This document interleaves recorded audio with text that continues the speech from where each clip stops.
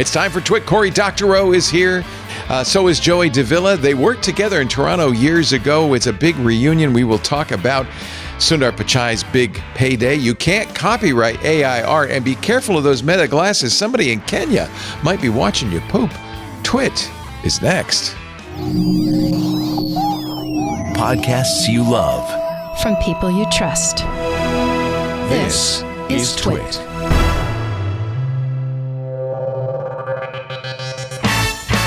This is Twit, This Week in Tech, episode 1074, recorded Sunday, March 8th, 2026. Chicken mating harnesses.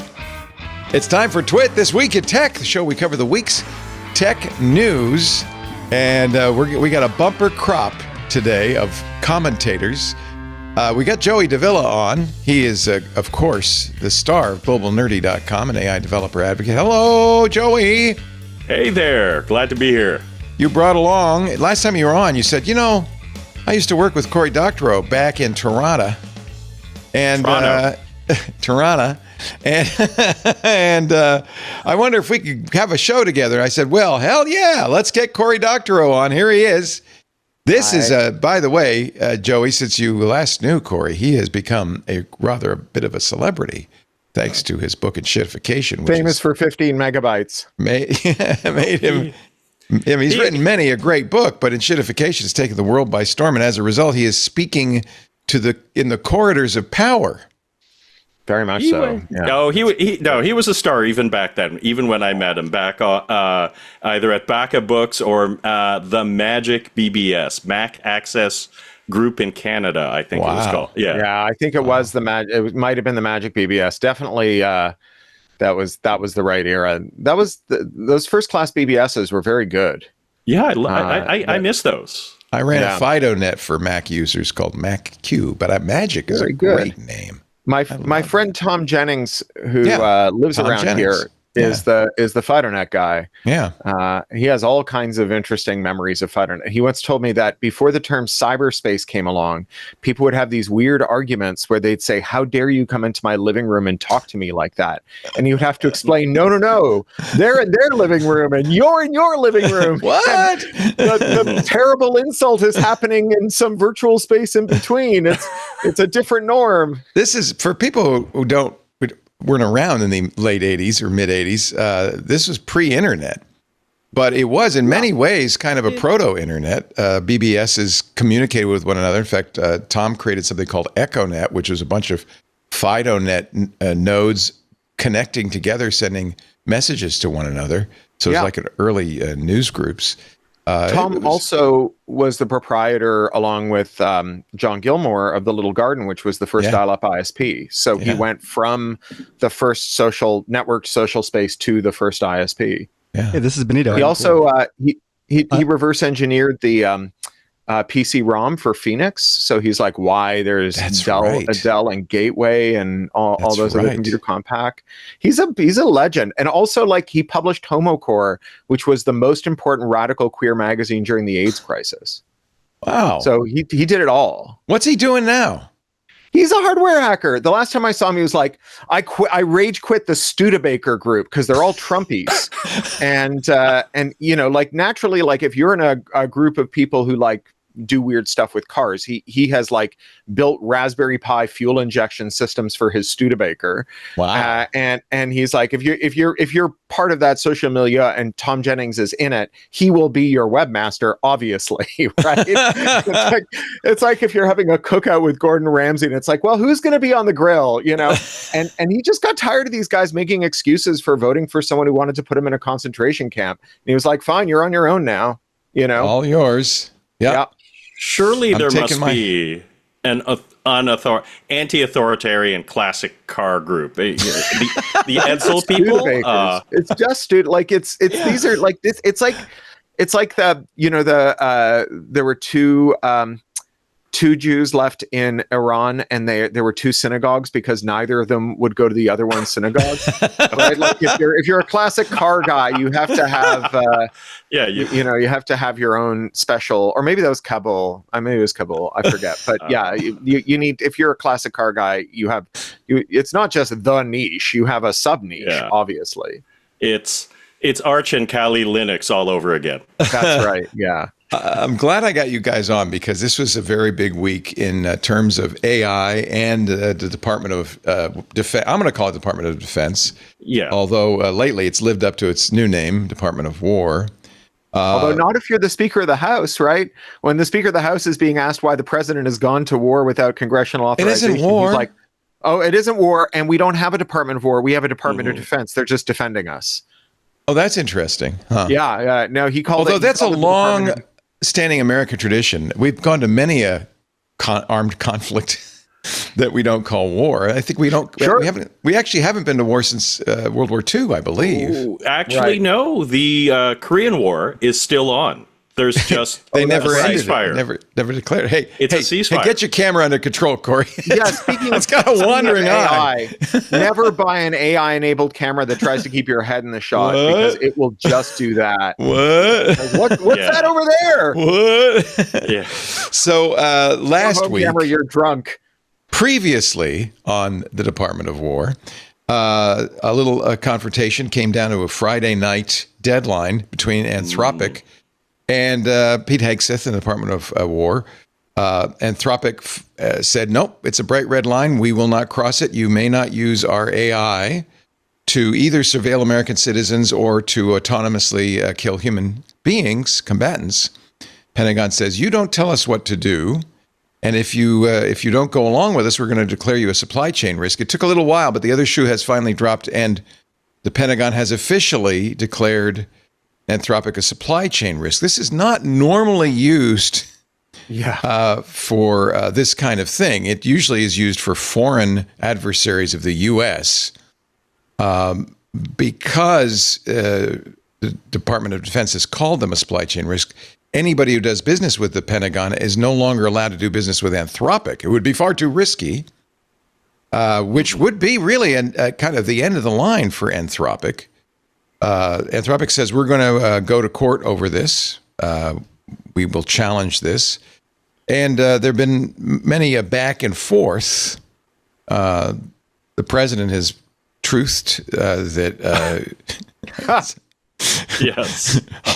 has truthed that... I think we should say vouchsafed. He's vouchsafed. The president is vouchsafed. I'm directing every federal agency in the United States government to, and this is in caps, immediately cease all use of Anthropic's technology. There will be a 6-month wind down period. So, and by the way, Google, Microsoft, who both do business with Anthropic, are currently still doing business with Anthropic. I guess they'll have to decide over the next 6 months what they want to do about that. Now, the reason I bring this up is I think it's an interesting debate, and people have gone back and forth on this, and I'd love to get your comments on this. Noah Smith on his No Opinion blog says, you wouldn't want, if it were an atomic bomb, you wouldn't want a private company to determine its use. You would want elected officials and the Department of Defense to determine its use. If AI is a weapon, he says, why don't we regulate it as one? He defends the Department of Defense, as does Ben Thompson at Stratechery. My initial reaction was, well, yeah, that doesn't seem much to ask. We don't want you to surveil Americans. We don't want to use AI to make kill decisions. But now that I'm looking at it, I think this is an interesting point. Who should control AI, particularly at war? Corey, do you have a thought on this? I'm sure you've thought about it. Yeah, I mean, I was greatly enlightened by listening to Ed Ongweso Jr. talking about this on the latest This Machine Kills podcast, where he makes a couple of pretty important points here. The first is that Anthropic has said they will do mass surveillance of Americans, just not yet. And they will do autonomous weapons, just not yet. They're just like, it's not ready yet. And also they've said they the will thinking do being if it were better at it, it would be okay. Which I mean, like, I would like no autonomous weapons and no mass surveillance. And I also don't think mass surveilling foreigners is good. So I'm like, I think that the idea that you have like woke AI and then based AI is very silly. What you've got is extremely bad AI company with no ethical bright lines, and also an AI company with no ethical bright lines, but some pretexts. And it's funny that they've gone like to the wall on these weird little pretexts. Like it maybe they believe them, but I don't know if you've ever seen the picture of the two women standing on a mountaintop, presumably in Afghanistan, and there's a predator drone going overhead, and it's got a pride flag on it, and bombs are falling out of it, and they say, "Do you know the new American president is a woman?" As the bombs fall towards them, right? Like, I just don't think you care if you're being mass surveilled or if you're being autonomously bombed about the ethics of the people who did the thing, or whether the kill chain was fully automated or partially automated. I mean, the Israelis had a partially automated kill chain, and leakers from the Israeli army disclosed what that partial automation looked like. The human in the loop spent something like 8 seconds reviewing each kill decision, and the entire decision revolved around making sure that the gender was male before dispatching it, and that the number of estimated accidental or estimated collateral deaths in the case of a junior militant was on the order of like 10, and for a senior militant on the order of a couple of hundred. Right? Like, I mean, I think if you're the person whose building was just bombed or his child was just blown apart, that the fact that there was a human in the loop, and they conducted this according to some set of rules that they conceived of without asking the person who they were planning to kill whether this seems sufficient to them, I don't think it's very compelling. I think I would be quite angry if I were the dead one or the father of the dead one. Joey? Well, there is also the matter of the labeling Anthropic as a supply chain risk. It is one thing to say, look, I disagree with the terms of service, and therefore I will not use your service. And it is another thing to try and put I would call it a stank halo around the company and say, the U.S. government has designated you a supply chain risk, because not only does it say that U.S. government offices can't use the service, but it makes any civilian service who uses that, any civilian organization that uses that service, also suspect. Like, maybe you're siding with them. Maybe you're one of the enemy. And it's transitive cooties. Yeah, there we go. Exactly. Okay, so ideally AI would not be used in warfare at all?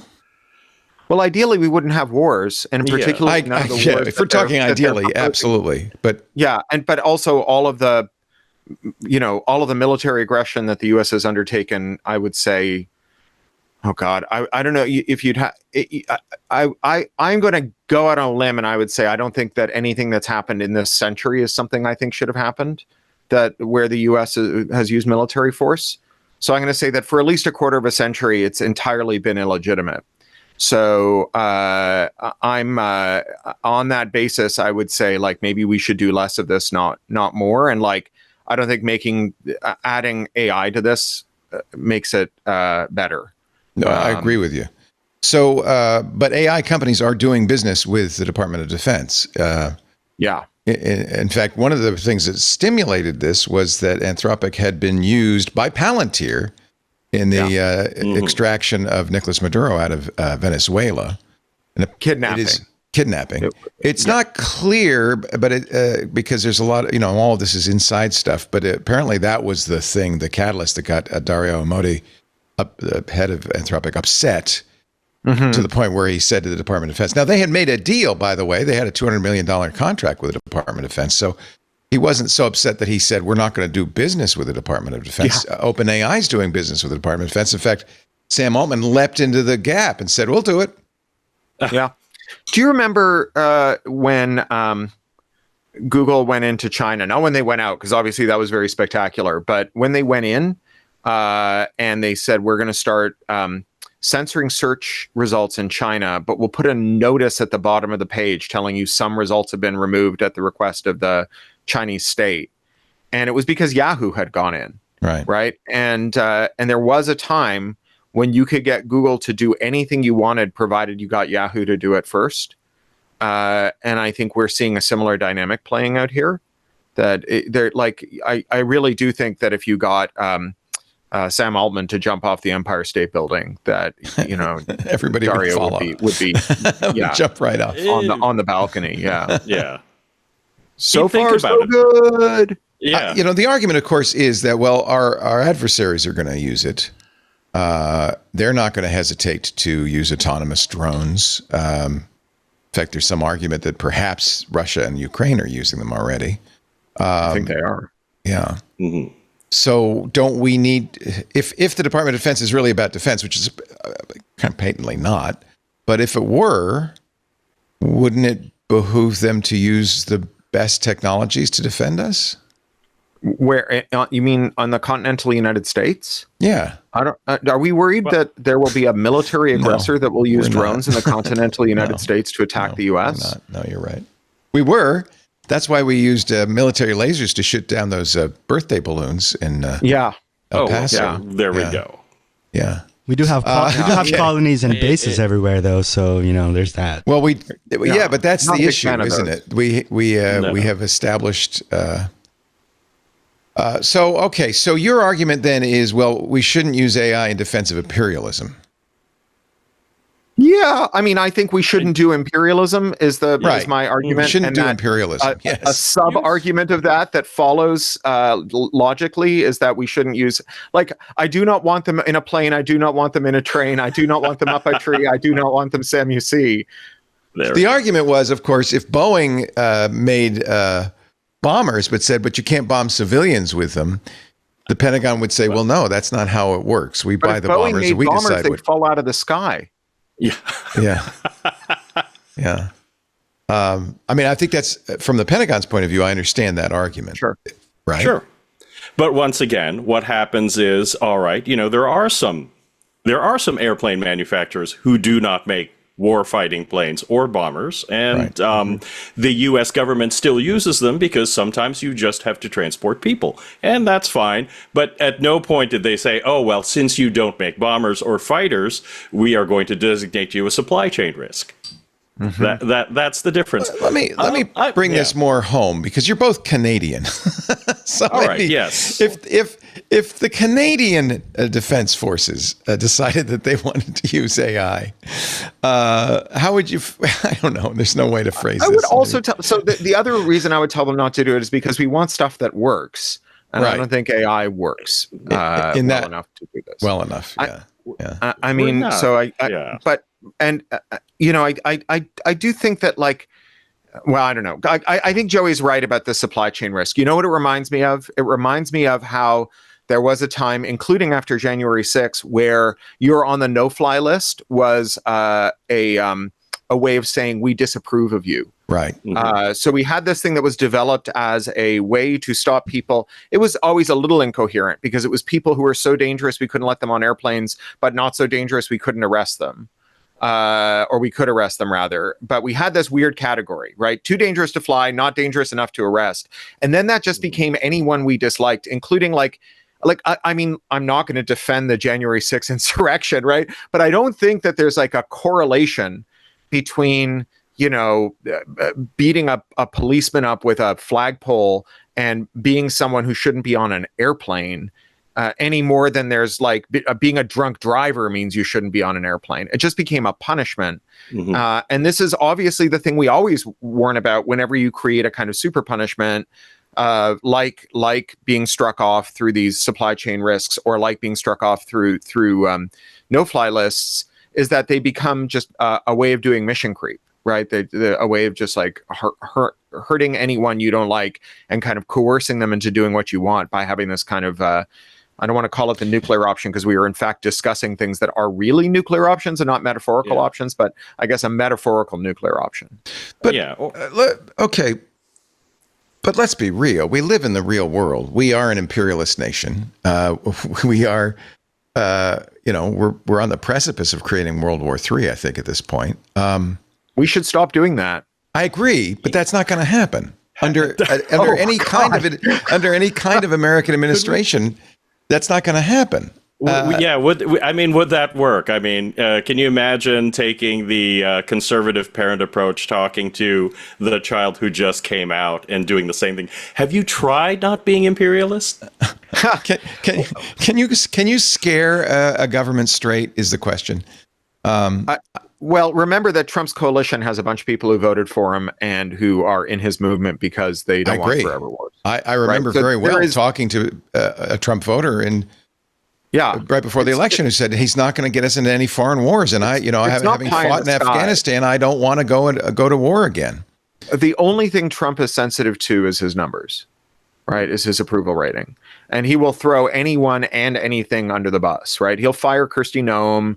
Yeah. He'll turn on Steve Bannon. Doesn't matter. Like if he thinks public opinion is turning against him, he will say and do anything.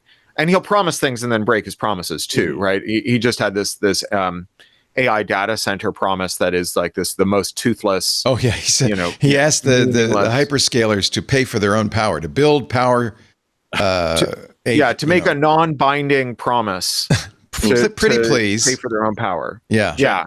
Check is in the mail. Pretty please. All right, so are OpenAI, Sam Altman and Dario Amodei, are they cynical? Are they corrupt? Are they evil? ¿Por qué no los dos? Yeah, exactly. I mean, Corey, have you ever met Sam or Dario? No, I don't know either of them. No, the only one, in fact, I think the highest up person I know at either of those two companies is actually, and I haven't seen him in a while. He was a teenager when I knew him, Chris Olah. He is he's one of the chief scientists now at Anthropic, and I know him from HackLab.to, which was a little hacker space in Kensington Market, right beside Thompson. They tuned the laser cutter to play the Super Mario theme. Yes, they did. And I remember that. And we had, I was a member. We had a tweeting toilet, so every time you flushed, it sent out a tweet. No, we did. Yeah, we did all kinds of things. What did it say? I think it said. I think it basically either said HackLab toilet flushed, or in homage to the Penny Arcade webcomic, poop going down. One of those two phrases. But there was no commentary associated. It just nobody binary switch. No, there wasn't. There wasn't a camera going, oh, this one's a big one, or okay. There have been people at both companies who have cavilled at the actions of their bosses. In fact, this weekend, Caitlin Kalinowski, who was in charge of robotics at OpenAI, quit. I resigned from OpenAI. Caitlin wrote, I care deeply about the robotics team and the work we built together. This wasn't an easy call. AI has an important role in national security, but surveillance of Americans without judicial oversight and lethal autonomy without human authorization are lines that deserved more deliberation than they got. This was about principle, not people. Interestingly, they did. Of foreigners without judicial oversight shouldn't happen too. I just agree. For the record. Yeah. The thesis, though, is that, well, you have an elected official. The American people elected them. That and this is what Trump said also. I was elected and I appointed good people, and we let us run business. Private companies don't get to, which I understand. Well, we have the idea of prohibition on compelled speech, right? So, I mean, Trump really wants to eat his cake and have it too, as is his want, right? He's part of the movement that argues for corporate personhood, and bedrock of the First Amendment is that a person neither can be censored nor compelled to speak. And so, if they are being compelled to utter code that does things that they don't want to utter, right. So, all right.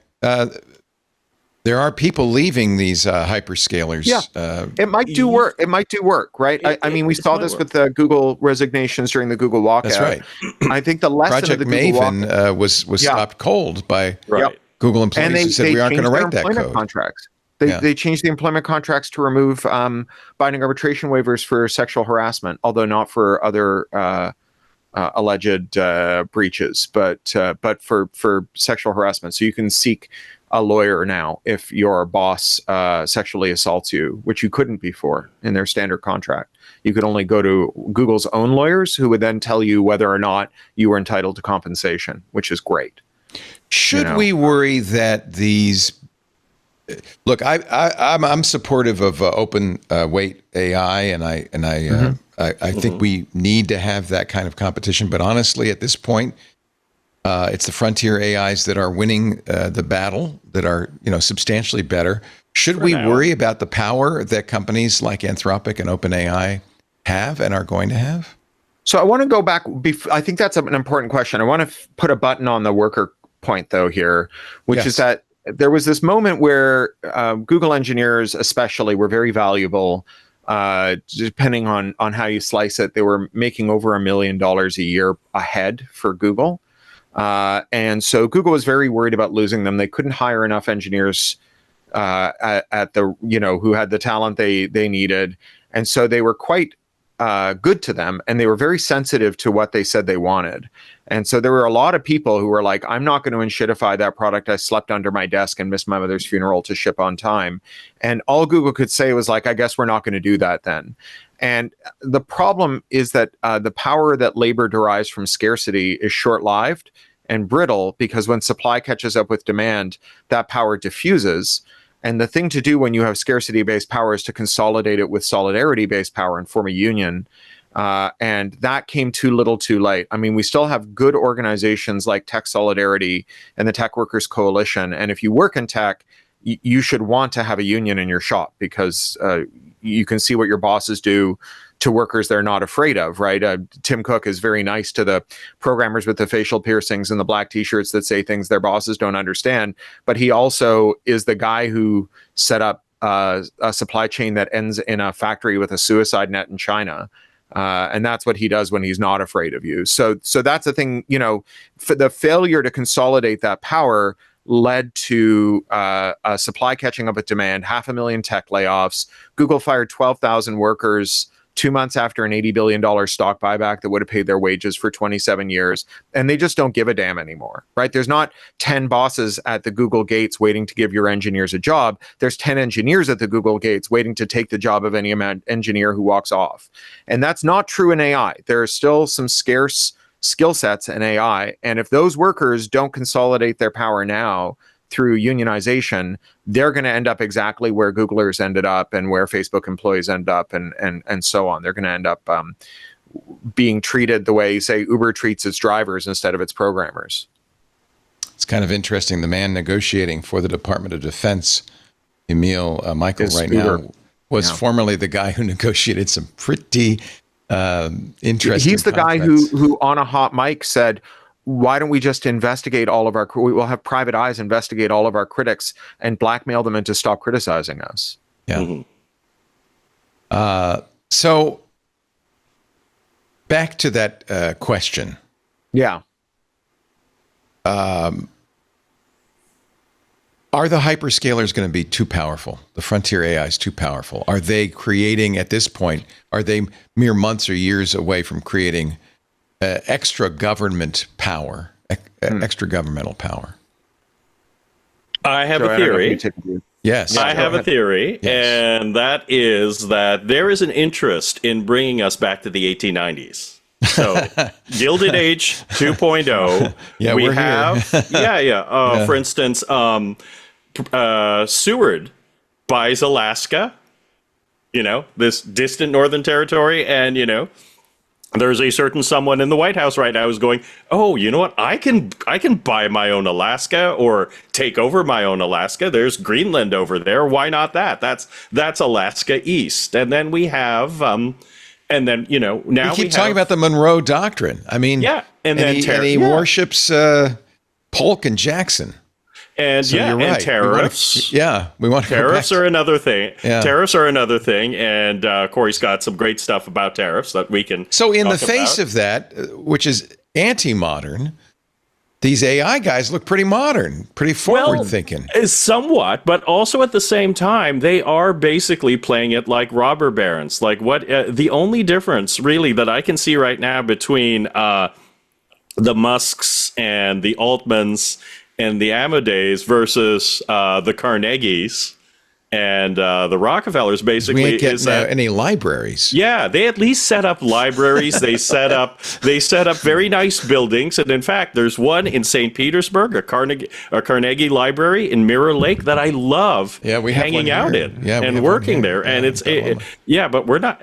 Are we getting? I have not seen a nice OpenAI library or.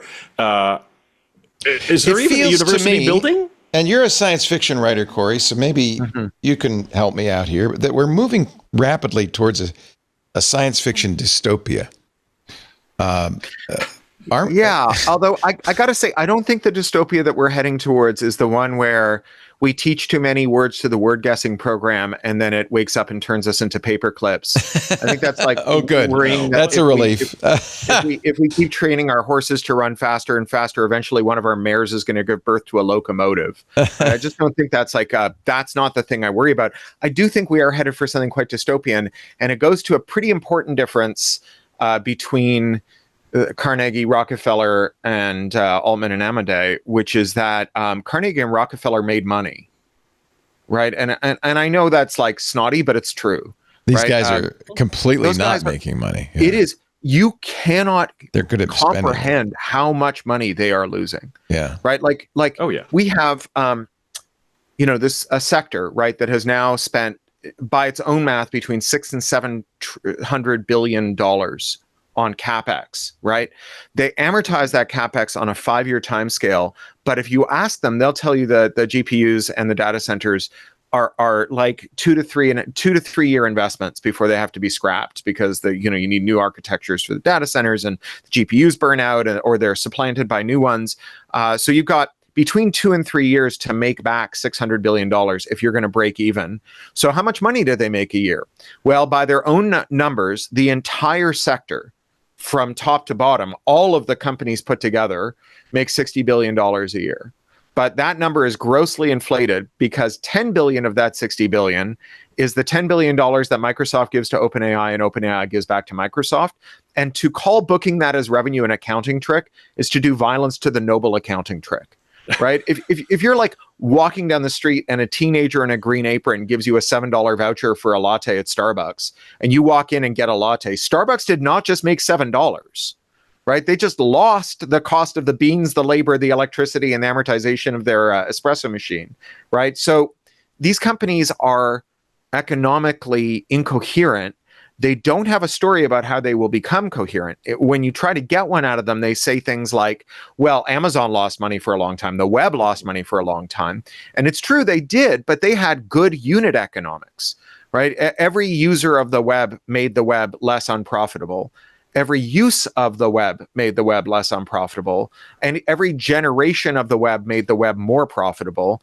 Contrast this with AI, where every time they sign up a user, they lose more money. Every time the user uses their account, they lose even more money. And every generation of AI accelerates the rate at which they are losing money.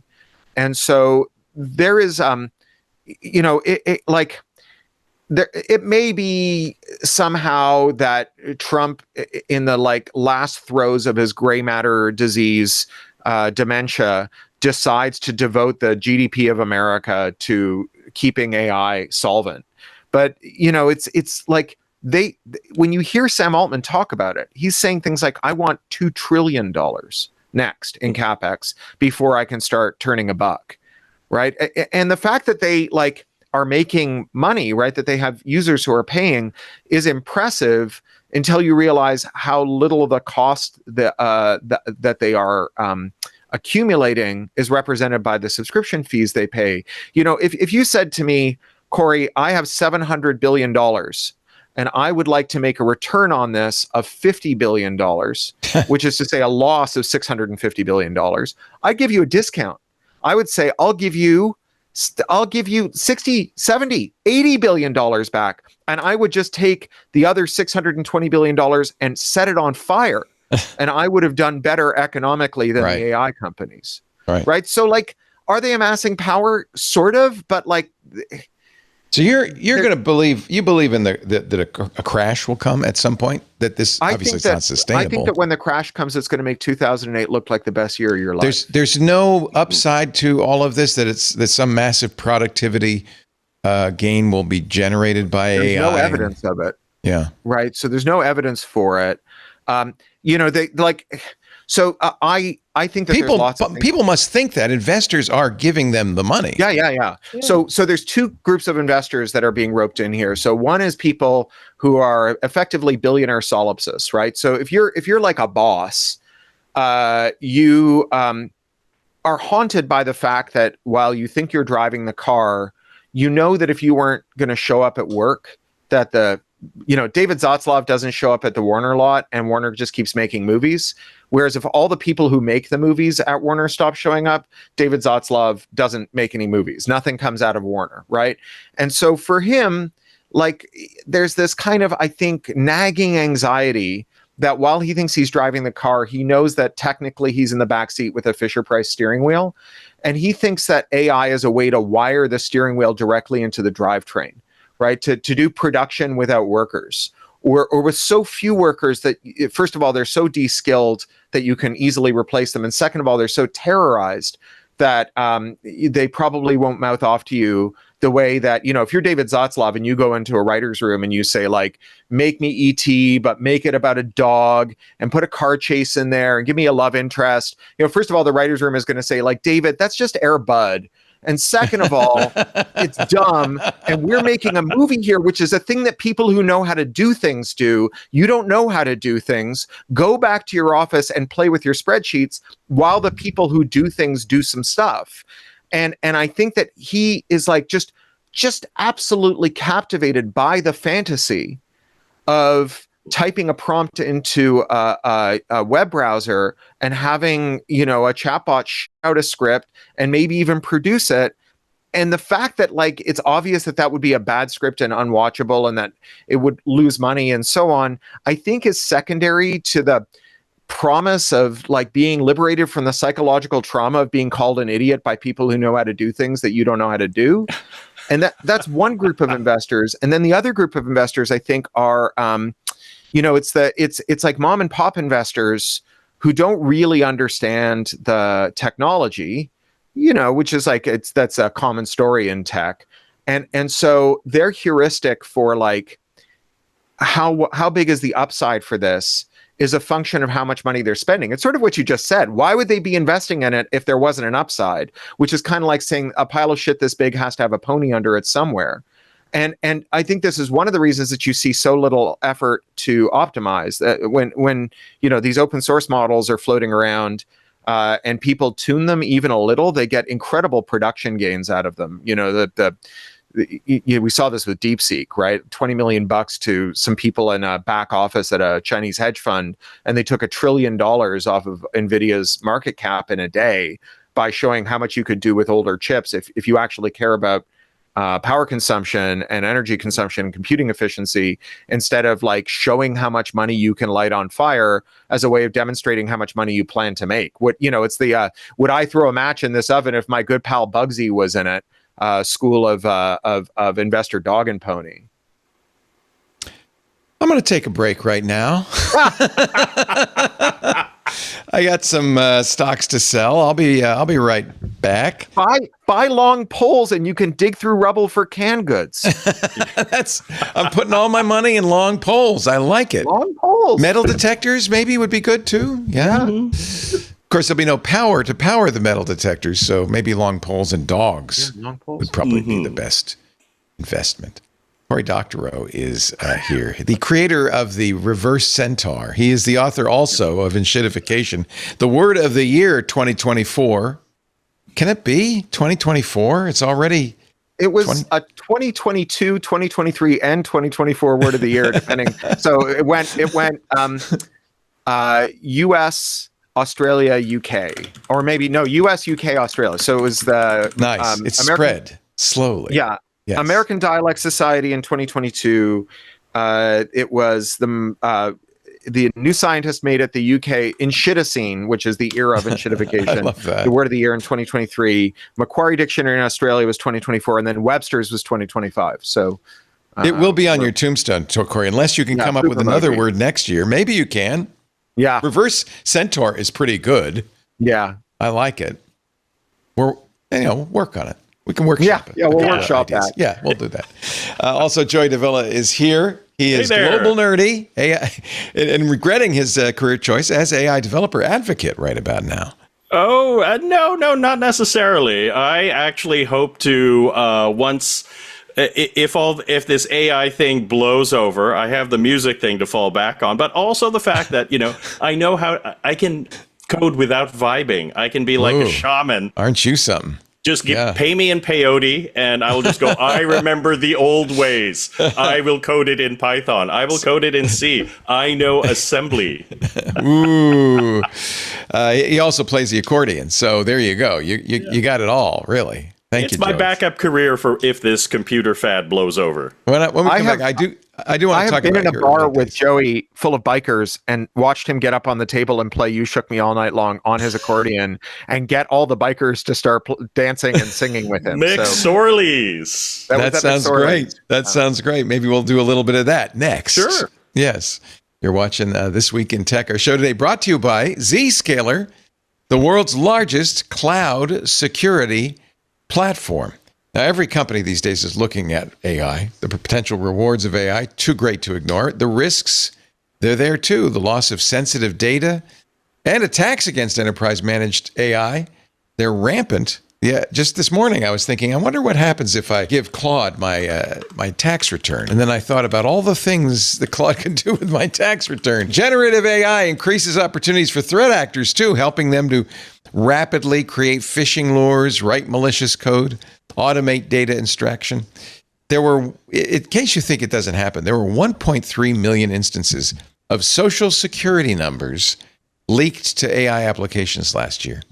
Last year, ChatGPT and Microsoft Copilot saw nearly 3.2 million data violations. So it's time, perhaps, to rethink your organization's safe use of public and private AI. Check out what Siva, the Director of Security and Infrastructure at Zuora, says about using Zscaler to prevent AI attacks. With Zscaler being in line in a security protection strategy, helps us monitor all the traffic. So even if a bad actor were to use AI, because we have a tight security framework around our endpoint, helps us proactively prevent that activity from happening. AI is tremendous in terms of its opportunities, but it also brings in challenges. We're confident that Zscaler is going to help us ensure that we're not slowed down by security challenges, but continue to take advantage of all the advancements. Thank you, Siva. With Zscaler Zero Trust Plus AI, you can safely adopt generative AI and private AI to boost productivity across the business. Their Zero Trust Architecture plus AI helps you reduce the risks of AI-related data loss and protects against AI attacks to create greater productivity, guarantee compliance. Learn more at zscaler.com/security. That's zscaler.com/security. We thank them so much for supporting This Week in Tech. Joey Davila and Cory Doctorow, who are old friends. What was OpenCola? What was that all about? And when was OpenCola? What was that all about? It was a glorious dream, is what it was. Actually, no, it was some of the most fun I've ever had in my career. And it did not start as OpenCola. It started as a company called Steelbridge. Cory named it, and because he wanted it to sound like a company that. Oh, did he name it? But yeah, it was supposed to sound like a company that made real stuff. Steelbridge. Yeah, it was supposed to sound like, I think the phrase we used was, we wanted to sound like Ohio Rubber and Glass. That's right, yeah. What did it actually make? Not steel bridges, I'm thinking. We were a software shop. So we made a open source peer-to-peer search and recommendation system. So the idea was that you would have a folder on your desktop full of stuff that you liked, and other members of the network would also be sharing their folders. and you would traverse this network of people who were sharing things, and your computer would figure out which of the things they were sharing were similar in some way to the things you were sharing or that you liked, and it would sort of optimistically cache them on your desktop. So you would, if you were like doing enterprise stuff, it'd be PowerPoint. If it was music, it'd be songs and so on. That sounds really cool, actually. It was very cool. We were doing machine learning before machine learning was cool. It was, we were doing Bayesian filters, and it was great. And we did a thing called Swarmcast, which was like BitTorrent. The web crash. The early 2008 web crash. 2001. No, 2001. Yeah. The early. 2001. Yeah. The turn of the century. Yeah, we had an acquisition offer from Microsoft, and who wanted me to be their DRM evangelist of all. Oh, things. Lord, that's a mistake. Yeah, it's very funny. And our venture capitalists had seen a bunch of their investments fail in the crash, and they saw that we had an exit coming up, and they knew that because of the crash, we couldn't raise capital from anyone else. And so what they said is, if you want, then we know we have a term sheet that says we're going to give you more money to keep you going through this deal, but we won't give it to you unless you revalue the founder shares at 7-1. So they crammed the founders. They stole my partner's house, so the CEO's house. He lost his house. Yeah, he did okay. In the end, he's doing fine now. He's fine. And I quit. So I had been I'd opened the San Francisco office for OpenCola because I was, of the three partners, the one that didn't have kids at the time. And when the Napster lawsuits dropped, and when the limited partners of the venture capitalists who'd backed Napster were named in these lawsuits. So it wasn't just that the record labels were suing Napster, they were suing their venture capitalists, and they were suing the people who gave the venture capitalists money. Our venture capitalists' own limited partners went crazy and showed up and said, like, you better explain to us how it is that this company, OpenCola, that you've invested in isn't going to destroy our insurance company. And so we tried talking to our finance lawyers. We had, New York and Bay Street, Toronto lawyers who had done our deals, and they didn't really know how digital copyright worked. But a bunch of our programmers were old Cult of the Dead Cow hackers. That's the group that Beto O'Rourke was revealed to have been a member of when he ran for president, and Joe Mann wrote a very good book about the Cult of the Dead Cow. And they all knew the Electronic Frontier Foundation from the early hacker wars, from Operation Sun Devil and these mass raids on hackers. And so I got on the phone with EFF and started getting some advice from them. And then when I opened the San Francisco office, because of a bunch of carpetbaggers like me moving to San Francisco and opening .com offices, EFF had just been evicted. And they were like meeting in a cafe once a week, and the rest of the time they were working from their living rooms. And so we had an extra room at our office, so we gave it to them. And so I was roommates with EFF. And when when this whole thing went down with Microsoft and our VCs and they crammed us, I quit my job and went to work at EFF. And so that's how I ended up working at EFF. Nice. And this is where you learned your burning hatred of capitalism. Ha! No, I was raised by lefties. I imbibed the pure milk of Tommy Douglas and my red diaper. A red diaper baby. Actually, we're going to talk to Cindy Cohn about her new book, thanks to you. Oh, how great! Yeah, I'm going to be in San Francisco on Wednesday to help her launch, or Tuesday to help her launch that at City Lights Books. Oh, awesome!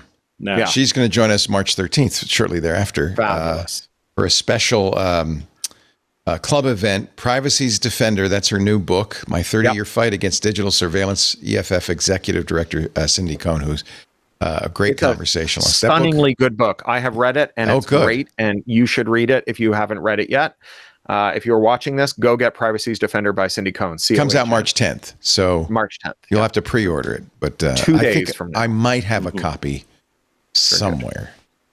I'll put it in my folder, and OpenCola can share it. Yeah, there you go. The office that OpenCola shared with the EFF, was it the warehouse office or was it the condo office? Okay. No, it was the warehouse office. So they got another office later. We were sharing. So we sublet from a failing .com on Potrero Hill around the corner from Tech TV. Yeah. So literally like just around the corner from Tech TV. Yeah. And they were a Groupon clone that was failing. And they had, the dot-com bubble. So one of the reasons I'm so critical of the AI bubble is I lived like in the middle of the dot-com bubble. Yeah. They raised, I forget how much money, but in the tens of millions on some crazy valuation because they had done a Groupon alike, and they had one stunning success, which is that they got a lot of Razor scooters. And they sold like a heptillion Razor scooters. And then it never happened again. But they just got like all the money in the world off the back of having once gotten a good wholesale deal on Razor scooters. And of course, whoever that was now thinks he's a genius. And the Louis Pasteur of group purchasing. And it was a big space, and there was only 4 of us. Yeah. Yeah, because I remember doing laps around the office on my bike. I should have gotten one of those Razor scooters. Razor scooters, yeah, that's right. Yeah, I should have gotten a Razor scooter. So yes, I actually had the opportunity to live in San Francisco as OpenCola's developer evangelist, and also as the keeper of the OpenCola guest suite. So we had an apartment that we maintained across the street from Alamo Square Park, around the corner from the Full House houses, the houses you saw at the beginning of the Full Alamo House. Square, yes. Alamo Square, the painted ladies, the Victorian houses next to Brainwash. Too. No, that was the apartment office across the street from Brainwash. This was around the corner. Brainwash is a great laundromat on was it on Mission or in Howard or maybe Harrison? Howard, Yeah, I used to go see Jack Conte play there with Pamplemousse before he did. Before he did Patreon. What's it called? Patreon. Patreon. Yeah. So I think it's probably, I brought all these stories that probably no one's going to be interested in talking about. ChatGPT 5.4 Thinking and Pro just came out this week, and everybody's all excited about that. Corey, not, I don't think. Are you excited about it, Joey? I just think if it were a normal technology, we'd just call it a plugin. And we'd say, look, I got a new plugin for my ID that can wireframe some code, right? Not like, let's bet the entire economy on it. GPT's user base has surged 350% in the last 18 months, 1 billion weekly active users. It certainly has mind share. Let's put it that way. Of course, every user costs it money, doesn't it? Yeah. And you know, in finance, there's this thing, Stein's law, which is that anything that can't go on forever eventually stops. That Stein was a genius, I tell you. He was. And look, you can just a billion users sounds great until, as you say, you realize that each one of them loses more money. Yeah. It's not sustainable, is it? Ed Zitron likes to go into the Cursor forums where Cursor users are adding up how many tokens they have consumed versus how many tokens they bought, because Cursor is letting them use far more tokens than they're buying, and just how much money Cursor lost on them this week. He's been doing that with Claude as well. He has. Yeah. He went on Twitter and asked people to run a little program to find out how much they've spent, in fake tokens, since people like us have subscriptions, and so we're not paying for those tokens. And don't forget today. Today is Free Lovable Day. So if Lovable is your coding tool of choice, today is the day you're going to burn those tokens. And so we'll have to see. Tell Lovable that you've got this knapsack full of irregularly shaped objects, and you'd like it to optimize their packing, and just turn it loose for the next 24 hours. Well, my plan was I want to visit these 30 cities across the U.S. and I only want to visit each once. Give me the optimal route. Yeah. By the way, for those of you who aren't familiar with what Corey and I just described, these are classic computer science problems that are that are of the NP or NP hard category. In other words, just really tough to solve if you try to logic it out. According to some, the Erdos problems are being all of a sudden solved by some of these AIs. That's amazing. Yes. Yeah. Super cool. So, I mean, this is a great time to introduce centaurs and reverse centaurs, maybe. Okay. Tell me about that. Yeah. So, centaur in automation theory is someone who is assisted by a machine. So, like you have a spell checker or a bicycle or a razor scooter or a car or an alarm on your phone that reminds you when it's time to take your meds. You're a centaur.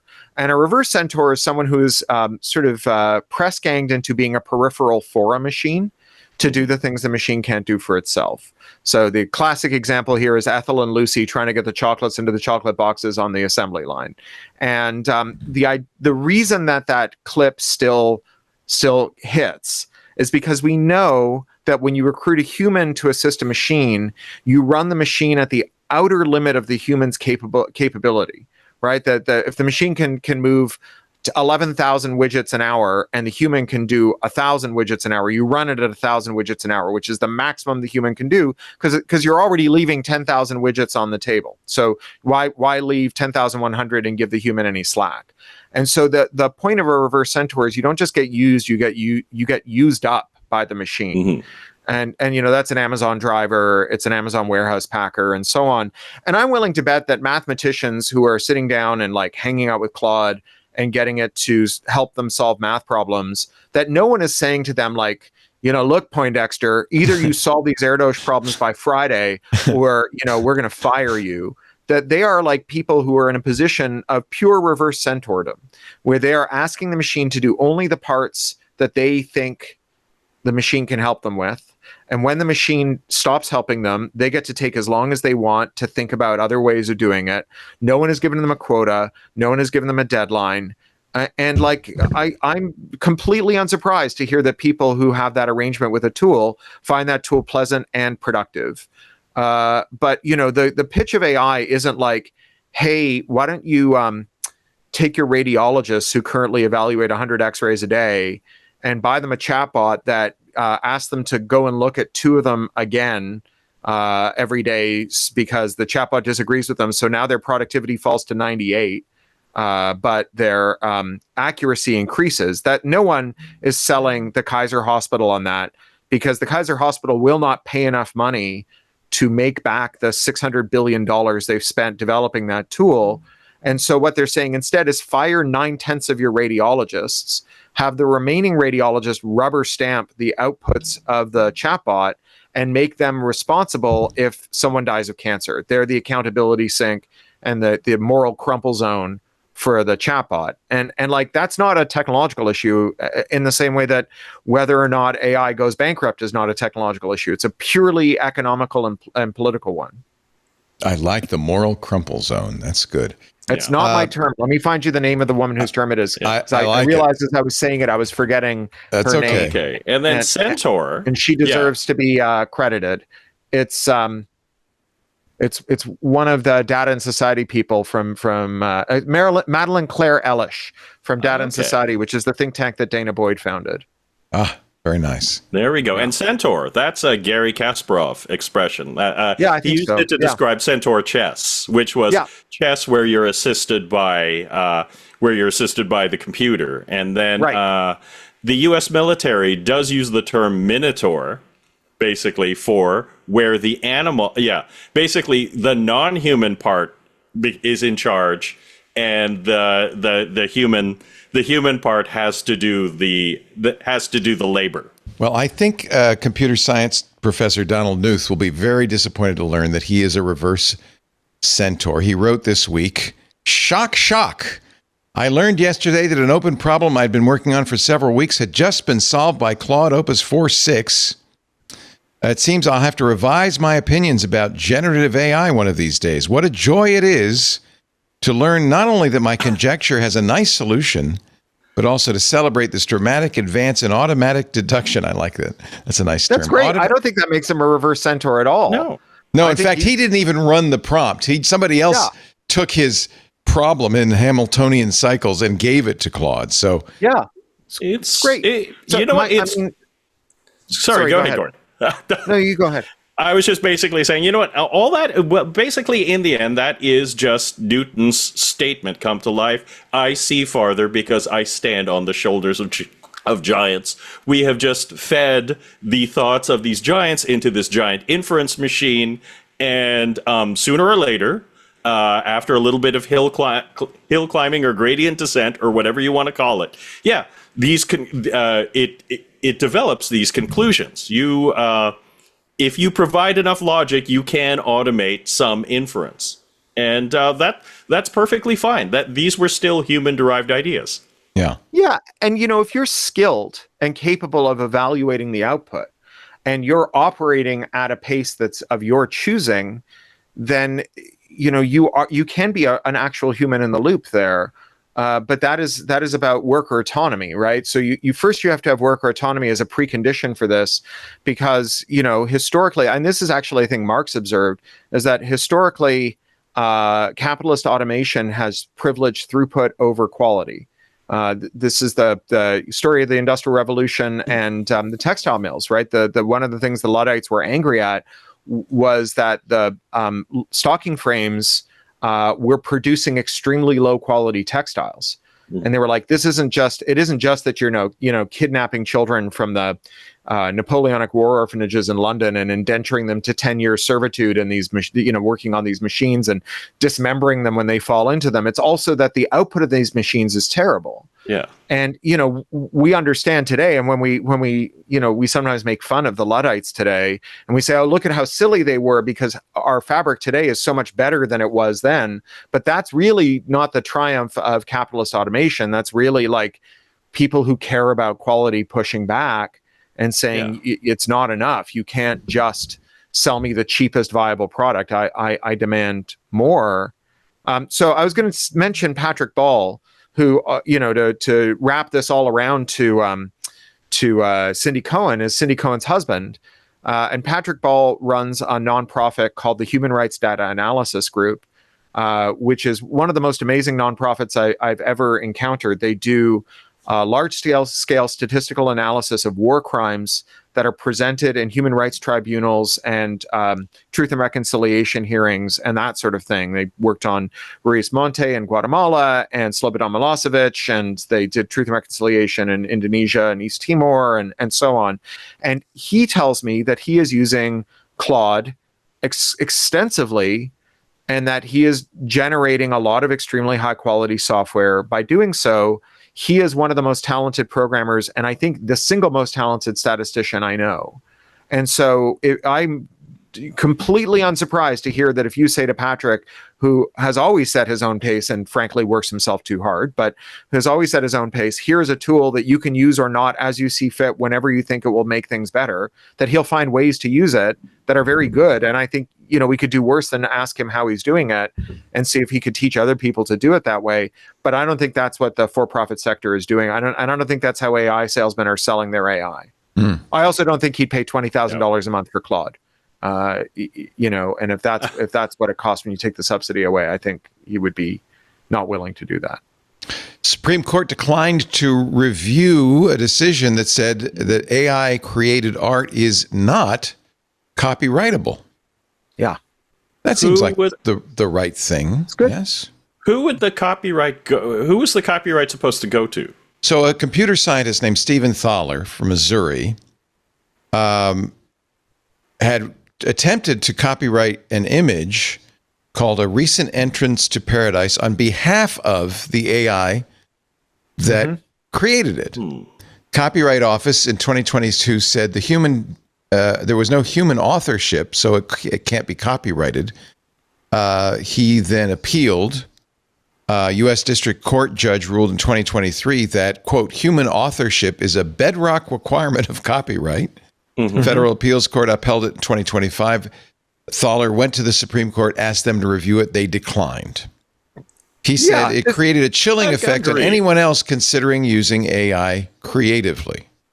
Well, these people who call themselves AI creators, who type in a prompt to describe what they want and then get it out and call themselves creators. No, you're not a creator. You are a 21st century version of a gaudy Renaissance duke who is commissioning a piece from the local artist, at best.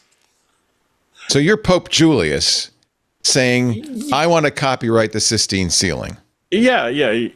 And you know, it's like that Monty Python skit. I'm the bloody Pope. I may not know art, but I know what I like. I want the three Jesuses, the fat Jesus and the thin Jesus, to balance each other out, that kind of thing. No. At that point, when you are prompting, you are just commissioning. And that's different. All right, that's fair. The UK Supreme Court said the same thing. Yeah. Now, I imagine if Thaler said, I want to copyright this under my name, he would have been allowed to. No. And like, it's useful to inject just a little bit of precision here. So what he's trying to do is register a copyright. So you don't have to register a copyright. Since 1976 in this country, copyright is automatic. But if you register a copyright, you get access to statutory damages, which are quite substantial. So that's what he was going for. $150,000 per download. But what the court is ruling is that this is not copyrightable. Right. So in other words, registration or not, no copyright adheres because when this is fixed, because there's no human creativity in the output. So the courts have said that there's creativity in the prompt and you can copyright the prompt. And it should be noted that this was built with a much older image gen program, and that modern image gen programs take much more extensive prompts. And so you might get a slightly different outcome, although it's hard to say. Copyright, as the lawyers say, fact intensive. And the fact that the Supreme Court has declined to hear this, has not given this cert, does not mean that there wouldn't be another case that they'd hear. But broadly, when the Supreme Court says this is not a case we want to hear, they mean we don't want to hear cases like this either. So, you know, back to Cindy Cohen, her landmark case, she argued many important cases, but the landmark one was called Bernstein, which legalized civilian access to cryptography. And the NSA lost at the appellate division and did not go to the Supreme Court. And I think that it's widely understood that they thought they would be turned down at the Supreme Court. So they didn't want to go. They wanted to preserve, you know, maybe some space for a challenge later. So this has brought us closer to certainty about the copyrightability of an AI generated work. And the thing that you need to understand, the two things that you need to understand to get a sense of what this means in terms of copyright, is that there is no copyright based on hard work. Copyright is only for creativity. So if you dash off a napkin doodle that takes you 2 seconds, you get your life plus 70 years of copyright. Whereas if you spend 50 years going door to door and getting the phone number of every person in your city and you make a phone book out of it, you get zero copyright because there's no copyright in facts. So it's just not a creative labor. So the argument that this is like difficult or that you need investment or whatever, that's just, it doesn't apply here. This is what protects news stories. Yeah, that's right. They're factual. They're not. Yeah, you can rewrite a news story and report the facts in the news and republish quotes. And I have a really interesting conundrum about open source software that we're going to talk about in just a second. Okay. This is a Python library called Chardet that something happened. And I'm very curious what you all will have to say about that, but we're going to get to that in just a second. You're watching This Week in Tech with the unbelievably fascinating Cory Doctorow and Joey Davila, two great OpenCola stalwarts, but who have now moved on to other things. Accordion and speaking to the EU, actually. You're going to talk to the European Commission. Brussels. I'm off to the Commission in 2 weeks. Wow. And then I just spoke to a bunch of Canadian regulators and how do they take your perspective? Are they? I mean, it feels like you're kind of a radical. Well, I mean, when I talk to the Canadians and the Europeans, really what I'm talking about is, or maybe a boot, is the fact that we have really constrained our tech policy for a generation since the early 2000s, because the price of admission to the US dominated world, right? If you wanted to have free trade with the US, was to have weak privacy laws or weak privacy law enforcement, to not do data localization, and then most importantly, to make it illegal to reverse engineer and modify American products. So if you bought an HP printer and it only took HP ink, it had to be illegal to modify the printer to take third-party ink, because that was really important to these standout American businesses that had these very high margins. And under normal circumstances, you would expect that other countries would look at that and they would go, okay, well, there's a product that has a defect, right? I think from the perspective of the owner of a printer, the fact that your ink costs $10,000 a gallon is a defect. We could make a complementary product, right? A program that lets the printer take generic ink that costs $1 a gallon or €1 a gallon, and or euro a liter, I suppose. And so the only way to get that, to keep that from emerging and to keep those returns coming in from American firms, was to threaten foreign trading partners with tariffs unless they embraced this anti-circumvention law that banned reverse engineering and modification. So Trump kind of blew that up, right? Happy Liberation Day, right? Like it turns out that whether or not you put your own developers in chains and constrain them from developing the products that the whole world is crying out for. I mean, everybody wants products to protect their privacy, to make it cheaper to repair things, and to stop you from being locked into consumables, and to let you choose software of your choosing, and so on. People would pay for that stuff. So the only reason, to keep that there is because the U.S. said that they would hit you with tariffs otherwise. And it turns out that they'll hit you with tariffs anyway.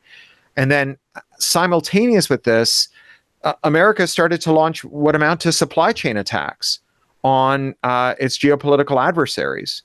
So there was a high court judge in Brazil who swore or convicted Jair Bolsonaro, the dictator and criminal, for his crimes in office.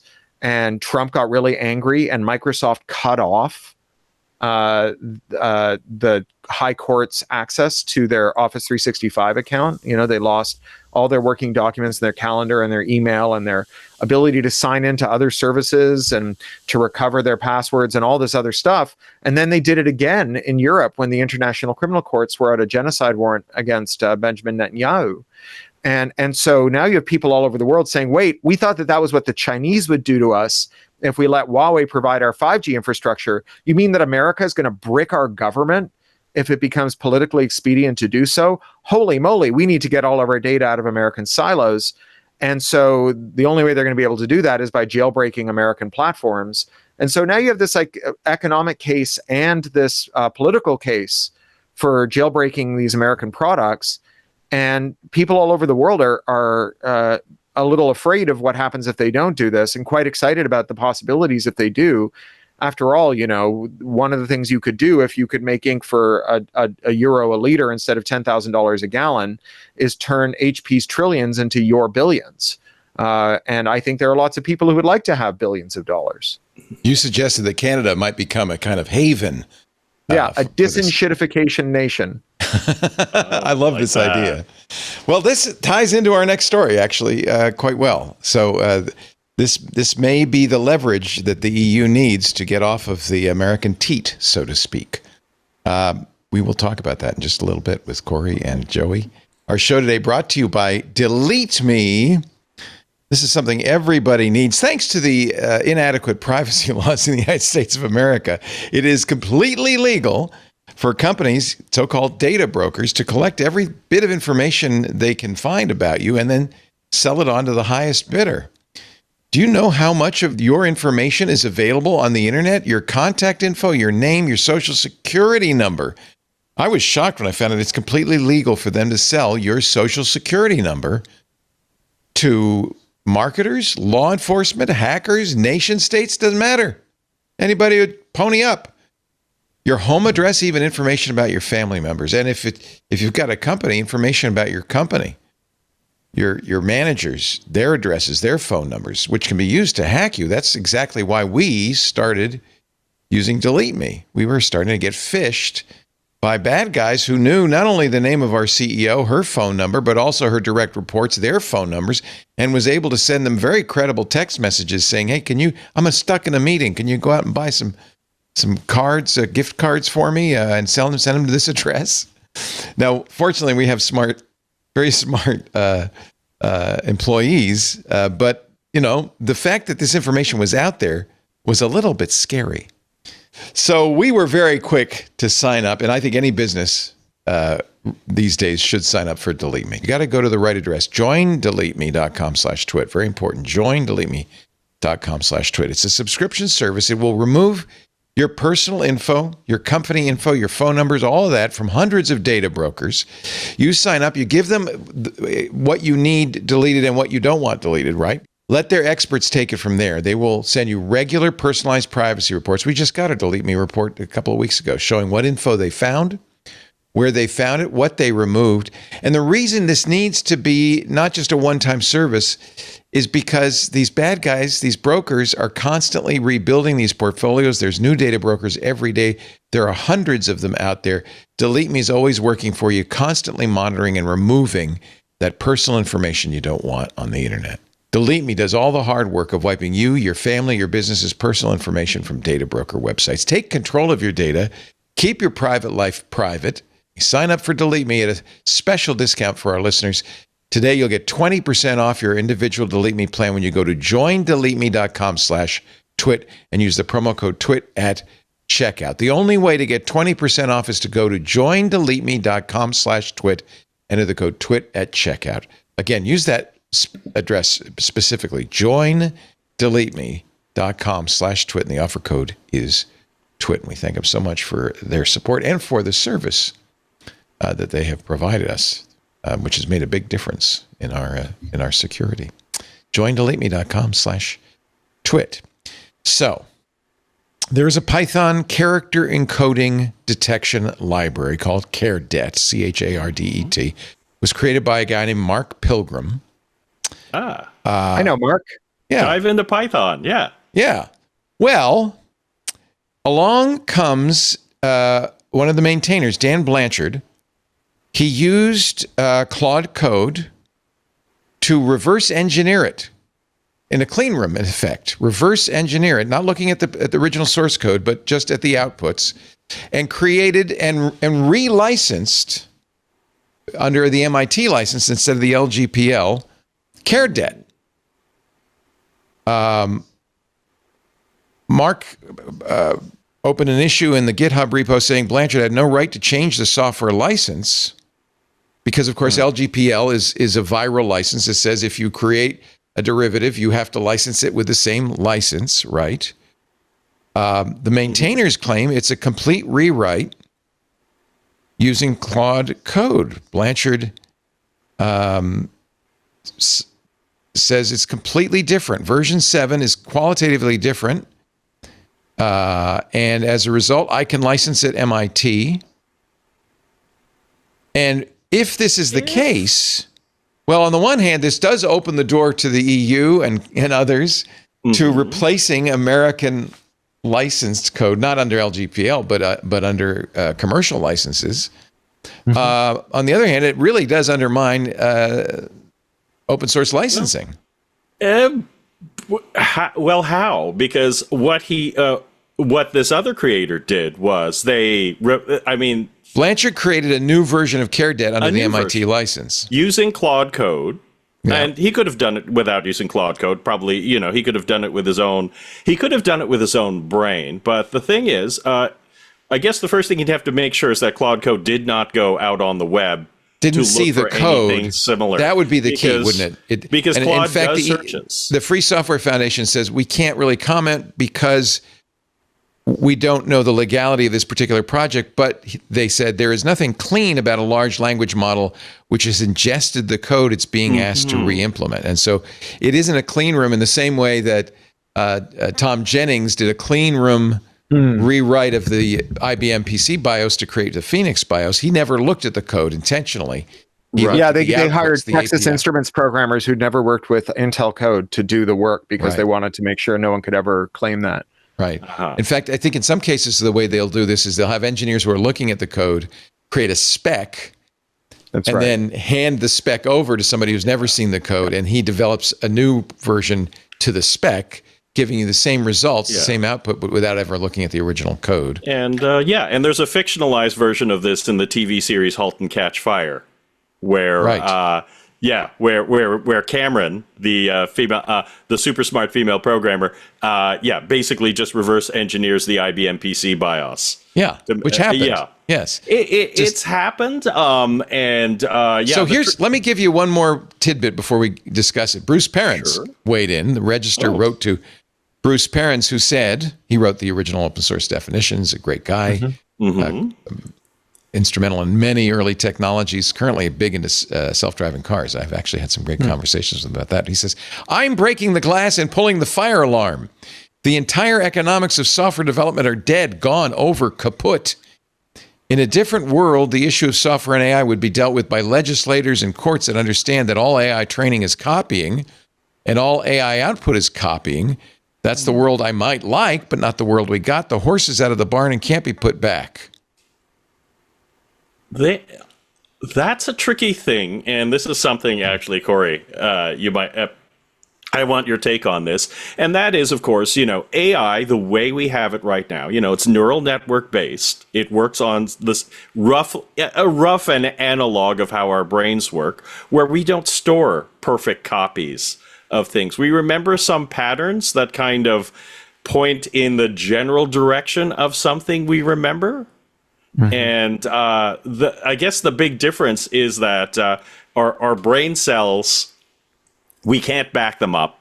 Yet anyway, we can't store we can't store these patterns perfectly. And every time we remember something, we actually perform a little write action in our own RAM. And it is possible for you to misremember something or add details or lose details as you memorize things. With things like with AI, that's the tricky thing. You can't store to train an AI. You cannot store a perfect copy of a thing. You're just storing patterns that kind of point in a general direction. And people have been using AI to reverse engineer old video games. Sure.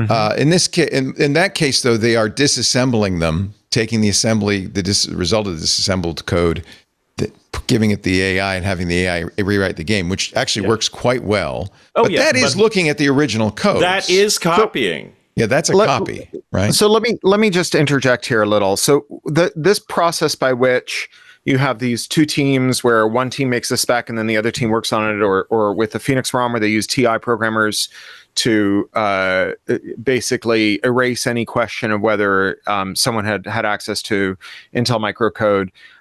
These are matters of practice, not law, and they are basically undertaken out of an abundance of caution. So the law does not say you can't have read the book in order before you make So it's I think so. Widely if I made a bad version of Wuthering Heights, right? So let's just use 50 Shades of Grey, right? The most successful novel in history, which was written by someone who read the Twilight books and explicitly started off writing fanfic and then shaved the serial numbers off, right? So there was nothing about the fact that she had read Twilight that said that the degree to which she transformed Twilight in the production of 50 Shades of Grey disqualified it from being a fair use, right? Or even you wouldn't even necessarily have to reach to fair use. You could just say it's a new work, that it's just not infringing. It's not infringing because it's not Twilight, right? Is a perfectly valid thing you can say if you've started off by reading Twilight and then had an idea and written another book that wasn't Twilight. Which is what happens all the time. I mean, that's how authors work, right? Now, keep in mind in the context of the Supreme Court case, which again was not a ruling, but a declining to rule, and then we have the appellate division decision where they did rule, but it was on an older kind of Gen AI model and not a modern one, where they said these works are not entitled to copyright. And so there is a sense in which the weirdest part of this is that this guy thinks that he can put an MIT license on it.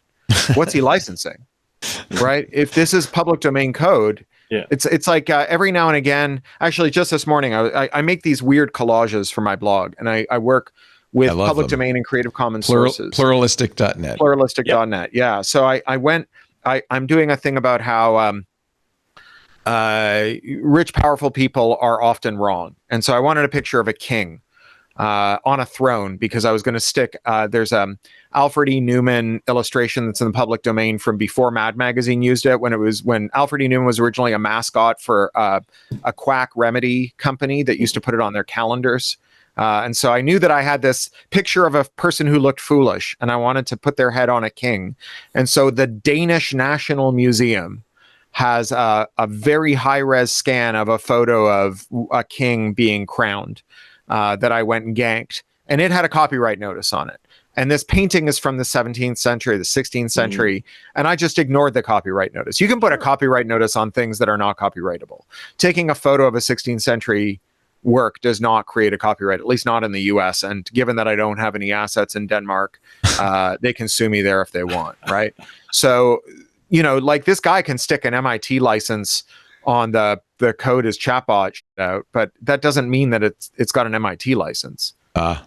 Arguably, it's just in the public domain, and that would be my position on it. Right. The question of whether having a highly automated process by which you re-implement creates an infringement. I don't think it does. That would make it possible for European companies to take, let's say, Microsoft Outlook, reverse engineer it, and create a clone. Yeah, right? But that's not the hard part. The hard part's getting all the data structures out, right? Like think about a government ministry, right? They've got just think about their Word files. They've got these documents. They've got edit histories. They're legally obliged to retain those edit histories. They have permissions for people to read them. And it might actually be like a felony for the wrong person to read them.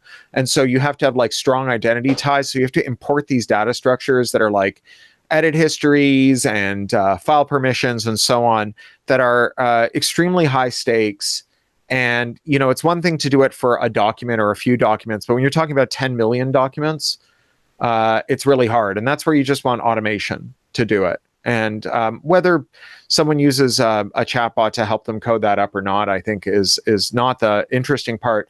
The interesting part is whether they're going to fall afoul of anti-circumvention law, because I think ultimately the way that you do this is you do things like implement headless PCs or headless phones or headless tablets in a virtualized environment on a cloud server, and then you iterate through them using automation tools, and that kind of reverse engineering is illegal under anti-circumvention law. And so that's I think the way that we're going to get there, and it means that we're going to have to get rid of this anti-circumvention law. But I don't know if I agree with Bruce that this is all copying, and therefore it's I mean, I'm not going to say that it's not a copyright infringement, but I am going to say that the fact that you started by copying a bunch of works, making transient copies of them, and then doing mathematical analysis of them to surface and then publish relationships between their elements, I don't think that is a copyright infringement. And I don't think the output of that is necessarily a copyright infringement. All right, let me give you a new one. Grammarly has added a new feature that lets they're called expert reviews. It lets you review your writing. Yeah, and they've stuck me in there. Are you in there? What? Yeah, stupid. So they have taken many journalists and writers, including without permission, I guess, including one Cory Doctorow, Casey Newton, and Joanna Stern, Monica Chin from The Verge, Lauren Good from Wired, Mark Gurman from Bloomberg, Jason Schreier from Bloomberg, Kashmir Hill from The Times, and on and on and on. And you can have them, also Stephen King, Neil deGrasse Tyson, and Carl Sagan, review your writing. This is done without permission. In fact, Superhuman, the parent company of Grammarly, says, quote, the expert review agent doesn't claim endorsement or direct participation from those experts. It provides suggestions inspired by the works of experts and points users towards influential voices. But inspired by is doing so much lifting. And that's holy So how do you feel about this, Corey? So there's a discipline, actually two related disciplines, stylometry and adversarial stylometry, which I think are super cool. And that's just long before we had LLMs, we had what I think today we call a small language model, which was basically you just dump all the text by a writer into a model, and you'd say analyze the statistical correlates. What are their vocabulary choices? How do they structure their sentences and whatever? And then you could take a candidate text. I think it was pretty crude. I think it was just sort of naive Bayesian reasoning. And you would just say what is the probability that this text was produced by the person who produced this corpus? They were trying to figure out if Francis Bacon wrote Shakespeare. Yeah, exactly. Exactly. And it's Bayes and regular expressions originally. Yeah, it's and I think that's fine. I think that back to, is it a copyright infringement to count the elements of works, even if you have to make transient copies to do so? I don't think it is. I think that's dumb. But what I think is the malpractice here is the argument that in any way talking to a chatbot trained on my corpus of works would give you any insight into how I would address your own work. Right? That first of all, I teach writing classes, and my job when I teach a writing class isn't to try to make someone write like me. When I teach the Clarion workshop, I would never be invited back if all of my feedback was well, you have failed to write like me, therefore I don't have much to say to you, except here's how I would have written it. Right? That's not the job of someone who's improving your writing. It's just it's like a director giving an actor a reading. Here's how you should deliver that line. Yeah, it's like the person who says, "Don't worry, I'm going into the nuclear waste chamber and I'm wearing a condom because that's going to protect me." And you're like, I don't think you understand how the context works in this situation. Yes, it will protect you in some cases, but the fact that a condom sometimes protects you doesn't mean that anytime you need protection, you get a condom, right? This is just dumb. This is the example The Verge uses. They fed a title. Meta is reportedly planning to launch a smartwatch this year, and then Grammarly said, well, here's what Nilay Patel of the Vergecast would suggest. He says, that's wrong. I think if they say, is that what they actually said? No, it's inspired by. Inspired by Nilay Patel's The Vergecast. Yes. In his role as editor-in-chief of The Verge and co-host of The Vergecast, Nilay Patel emphasizes the importance of crafting compelling headlines that convey urgency and significance. So why don't you try weaving in a hook like Meta's high-stakes smartwatch comeback? So I would be surprised if Nilay writes his headlines. I don't think he does. I mean, maybe he does, but I don't think usually that's especially in something like The Verge. There's a lot of A/B splitting and whatever, and people who are. I mean, they're quite good because they are trying to figure out how to not be dependent on those platforms and on SEO. But still, my guess is that their headlines are being not just published but rewritten more than once. So this is just. I mean, it's just factually wrong. It's a gross misapprehension of how writing works and a gross misapprehension of what those writers do. Is there a remedy for these writers, or is that silly? No, you just make fun of it. I mean, it's like saying, what's the remedy for Cliff Notes? Right. I mean, Cliff Notes are gross, right? But they're not they're not. Now, classic comics, that's a different take. But Cliff Notes. Well, classic comics are good. Oh yeah, those are good. In the end, and you have to remember, I come from the land of karaoke. This is writer karaoke, and the thing is, the important thing about karaoke is actually not the song output, but the togetherness and the human connection and having fun. It's not really about the song output. In the end, I guess it helps people feel better because they feel odd about their, they feel bad about their writing. Maybe they're thinking, I'm not a good writer and I just need a cheat. And the interesting thing is, this is going to be one of the challenges of the age of AI is, are we going to bifurcate into two groups where one of us actually like to do the work and use AI as what Steve Jobs called the bicycle for the mind, and is this other group just going to use it to just get out of work as much as possible? All right, well, let's go one step further, because Instagram but before you move this on, can we put a button on this just for a second? Please, button it up. I want to say that I've just given a lot of thought to condom on it, but put a button on it. Yes. I've given a lot of thought to what art is, right? So I started selling fiction when I was a teenager. And I've been a working artist for my whole adult life. And I think that art is a process by which something big, complex, numinous, and irreducible that is in an artist's mind is infused into an intermediary vessel, like a poem or a song or a dance or a painting or a photograph or a story or what have you, in the hopes that when someone else experiences that work, that a facsimile of that big, numinous, irreducible feeling materializes in their mind.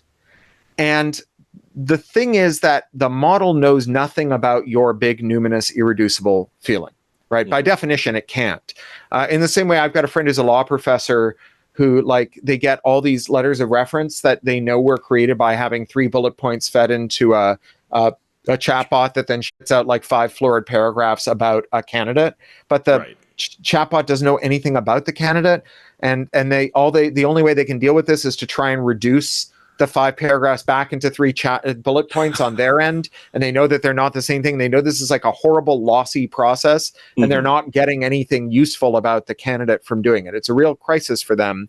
And by the same token, I think that, like, if all you feed the chatbot are a few sentences or paragraphs or you know, prompts, that the chatbot doesn't know anything else about you and what your perspective is and this numinous feeling you have, and it has no numinous feelings of its own.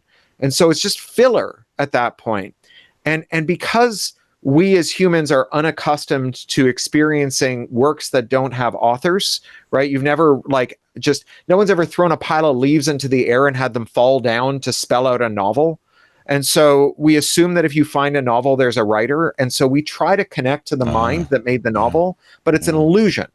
No mind made the novel, right? And so after a while, this starts to lose its novelty value. It goes from being interesting to being striking to being tedious. And I think that's why so much of this AI gen art has so little to say and is so hollow, because it's literally soulless. It has, you know, the human creative impulse that goes into the prompt is diluted across 1 million pixels or 100,000 words. And, like, at any point in the work, its presence is like homeopathic, right? It's undetectable.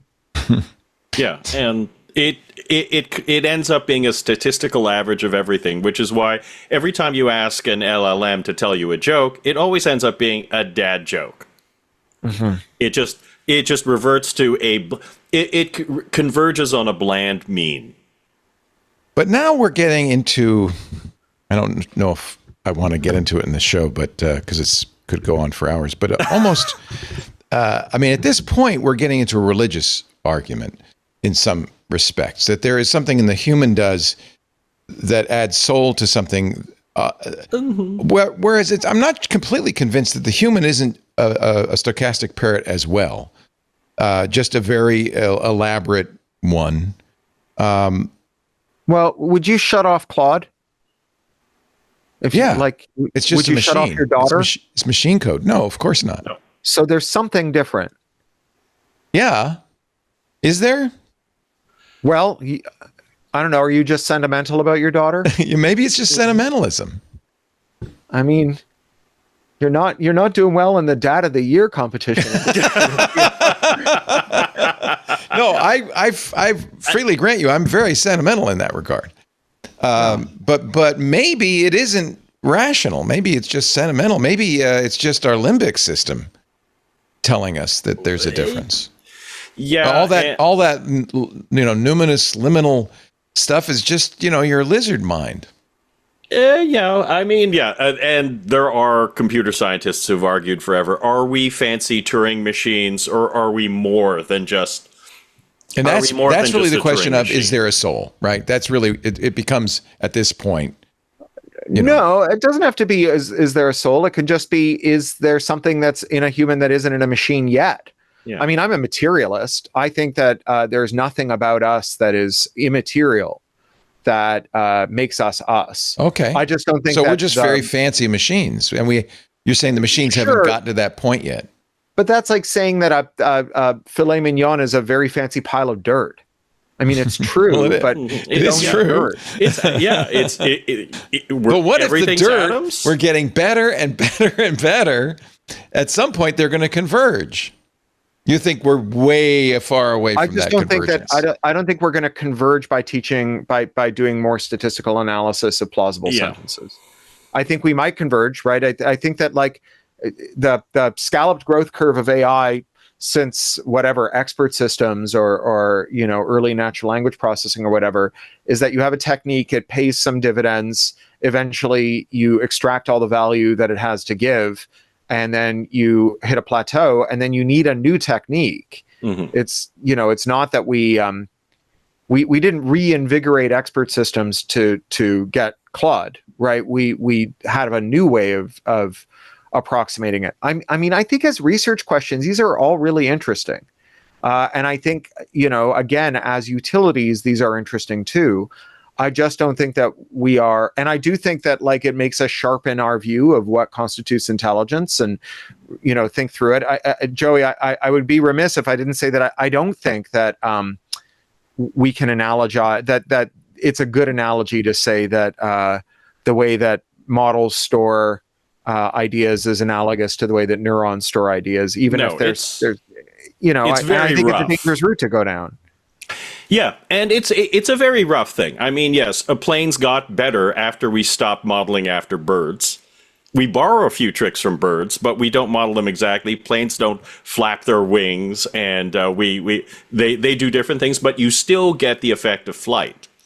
And it's the same thing with AI. And Jan LeCun's talking about now breaking away from LLMs and talking about world modeling, and perhaps that's going to be the next thing, and it'll seem even more intelligent. Maybe. But I think there's something ineffable about being human or being organic. And I admit, maybe we're trying to flap our wings instead of creating, planes. But it does feel as if neural networks, to some degree, mimic the operation of the human mind. Yeah, and what we're getting out of LLMs is closer and closer, and to the output of a human mind. And if you're a materialist, I mean, this is really teleology. I mean, it's really the question of, are you a materialist, or is there something intrinsic in human beings that is beyond the pure material, your pure matter? And actually, it's interesting that you say you're a materialist, Corey, because you sound like you're not. You sound like you're.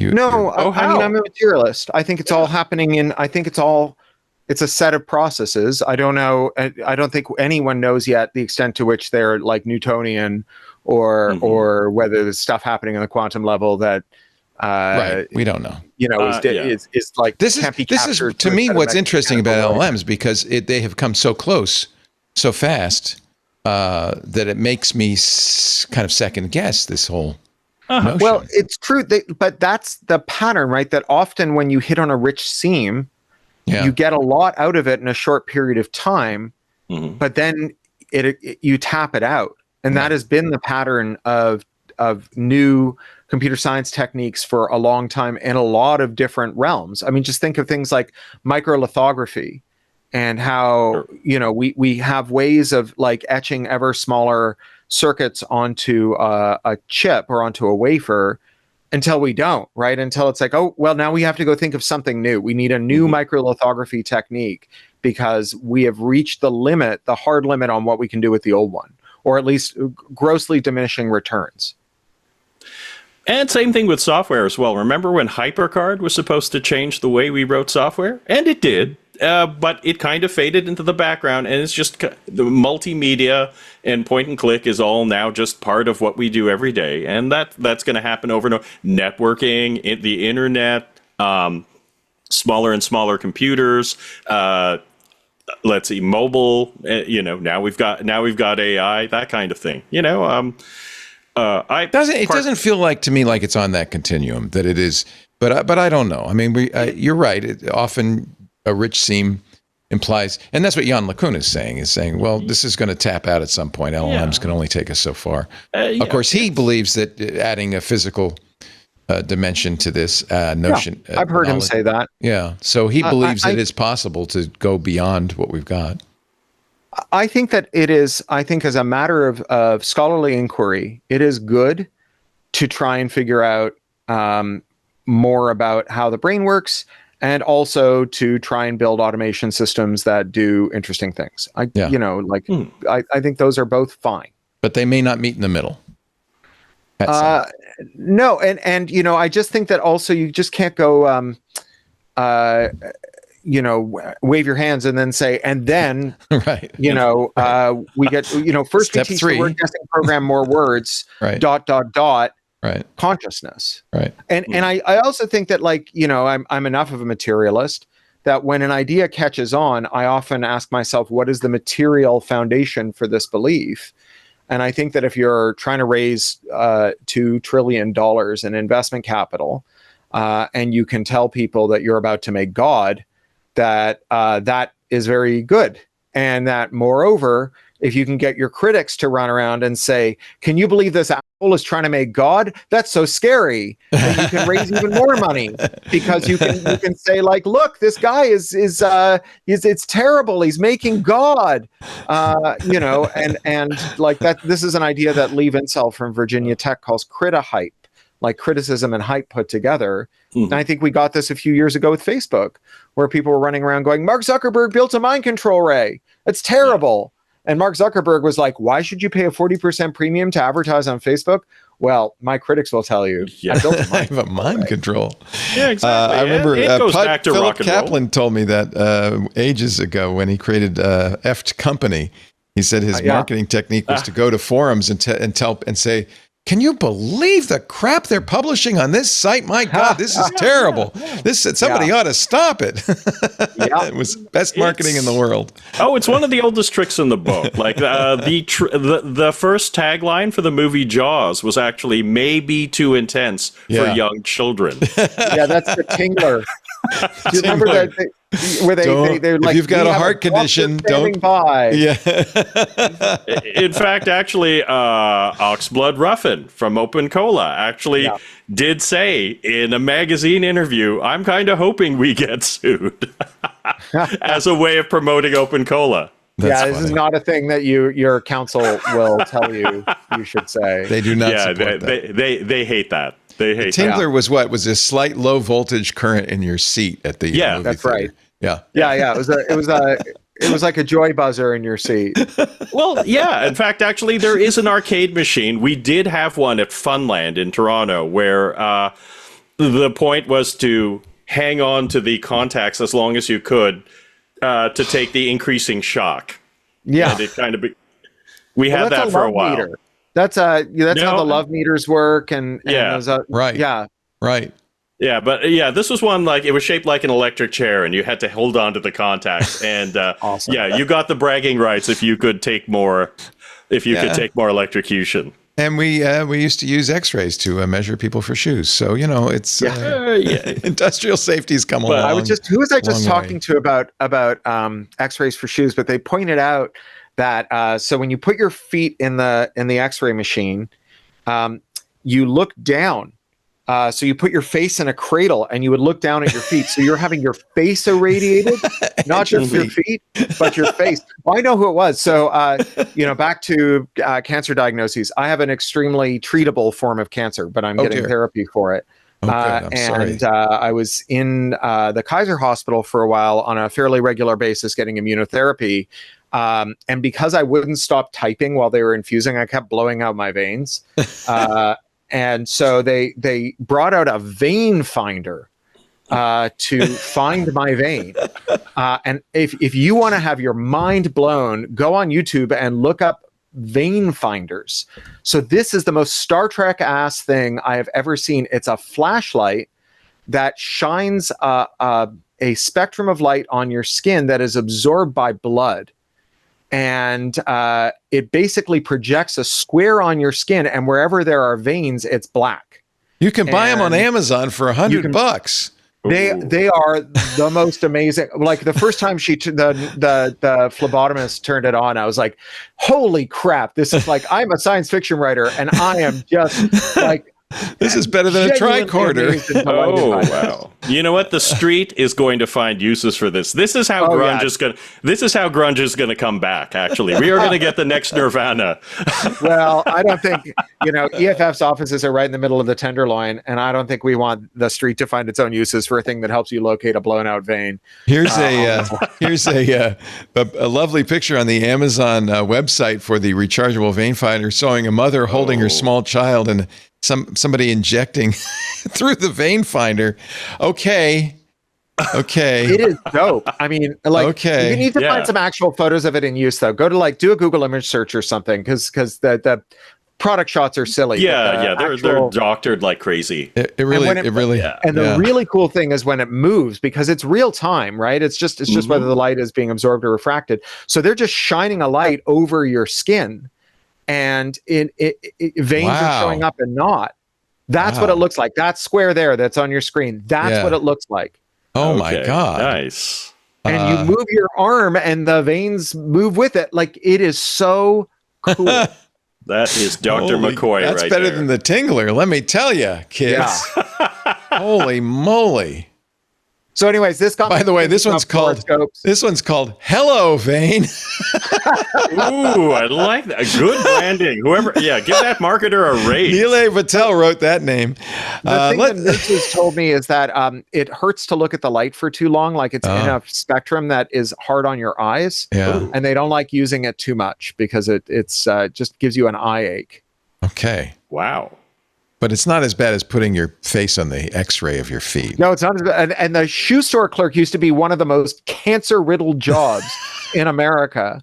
Right after the person who licks the brush to apply the radium to your radium watches. And you know they preferentially stuck the feet of in the fluoroscope? Kids. Children. Yeah. Yeah. I just missed that era by inches, I might add. Apparently, there were still some of these machines. The last ones were shut down in Appalachia like a decade ago. Like, there were still some shoe stores running these. Oh, my God. District 12 always gets burned. All right. On that note, let's pause. We have a wonderful panel. Cory Doctorow is here. His book Enshittification is out, and he is traveling about. In fact, if you go to pluralistic.net and take a look at his website, he's got a list of places he's going. You're going to Barcelona? Yeah, Barcelona. It's like 3 days, 3 cities. So Barcelona, then Brussels, then Zurich, and then I'm speaking in San Francisco the day after. So March 10th, it's an intense trip. with Cindy Cohn's Privacy Defender at City Lights Bookstore. March 20th in Barcelona, and then Berkeley, and then Montreal, the Bronfman Lecture at McGill. Mm-hmm. Very nice. You'll go into London, Resisting Big Tech Empires, Berlin for Ray Publica. Otherland Books also in Berlin. Hay on Why, which sounds like the Hay Festival. It's Hay is the city of books. It's got more bookstores than any other city in the world, and they do a big literary festival there. Is that in Britain? Yeah, it's on the Welsh-English border. Love it. Sounds fantastic. It's great to have you, Cory. And where will we be able to see your accordion, Joey Davila? Let's see now. Next place is probably, I would say, if you're in Tampa, you hear an accordion, that's me. Aside from that, are you the only accordionist in all of Tampa? No, the other one I'm aware of plays at the German restaurant, Mr. Dunderbach, and he actually lives in the same neighborhood. We call him Herr Dunderbach, please. Yes, and his name is Joe, but he plays polkas. I leave polkas to the experts. I'm rock and pop. Now, next place actually would be Arc of AI, the Arc of AI conference happening in Austin, April 13th through 16th. Let's see now, the talk TBD, and we'll also see who hires me as a developer advocate. I'm talking to a couple of people right now. I'm also trying to stay on the good side of AI and make sure help AI be used for good purposes. I'm going to revamp my slogan and say, when life gives you AI, make AI-oli. Joey has an aphorism that I put at the end of every one of my newsletters, which is, when life gives you SARS, you make sarsaparilla. I did. That's Joey that came up with that. That's awesome. Joey, yeah. I love it. Accredited. Great to have you both. Great to have you both. Our show today brought to you by Meter, the company building better networks. Meter was founded by network engineers, who knew the pain of getting the network running and reliable. If you're a network engineer, you know the pain. Legacy providers, inflexible pricing, IT resource constraints stretching you thin, complex deployments across fragmented tools. You're mission critical to the business, but you're working with infrastructure that just wasn't built for today's demands. They saw an opportunity and they created Meter. And this is why businesses are switching to Meter, because they do the whole thing, the full stack. They deliver full stack networking infrastructure, wired, wireless, and cellular, built for performance and scalability. They design the hardware, they write the firmware, they build the software, they manage the deployments, they provide support after the fact. They'll even help you with ISP procurement. They'll help you with security, routing, switching, wireless, firewall, cellular, power, DNS security, VPN. They'll help you set up an SD-WAN and multi-site workflows, and all with this beautiful hardware that they design and build themselves. Meter's single integrated networking stack scales. They're used in major hospitals. And if you've ever been in a hospital, you know how hard it is to get good internet in a hospital. Not if Meter comes to town. They do it in branch offices. How often have you worked in a company where they acquire another company and now you've got to integrate their network into your network, or they've got warehouses, giant 50,000, 60,000 square foot warehouses. How do you get Wi-Fi working in there? Meter can do it. They even work for large campuses. They even work for data centers. Reddit uses Meter for their data center. The assistant director of technology for Webb School of Knoxville, they use Meter. He said, we had more than 20 games, athletic games on campus between our two facilities. Each game was being streamed via wired and wireless connections.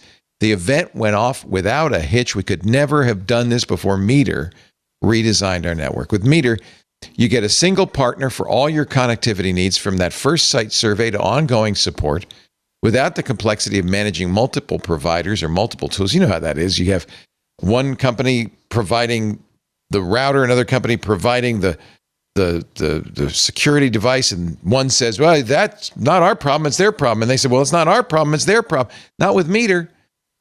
They're responsible for the whole thing. Meter's integrated networking stack is designed to take the burden off your IT team and give you deep control and visibility, reimagining what it means for businesses to get and stay online. Meter is built for the bandwidth demands of today and tomorrow. I had a great conversation with these guys. Very impressed. Thank you, Meter, for sponsoring our show. And go to meter.com/twit to book a demo now. That's meter.com/twit to book a demo. Meter. I can't believe that we've done this entire show. We're already 2 hours in, and we haven't once mentioned... Oh, that's Corey. He's taking a break. We haven't once mentioned the Apple events. Do we care at all that Apple has... I think this is important because Apple, which is known as the high-priced luxury product, announced its inexpensive iPhone, the 17e, and maybe even more importantly, the MacBook Neo, which is not cheap, but $599, inexpensive for a Macintosh.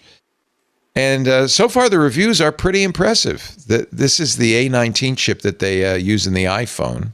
Mm-hmm. And it's very performant.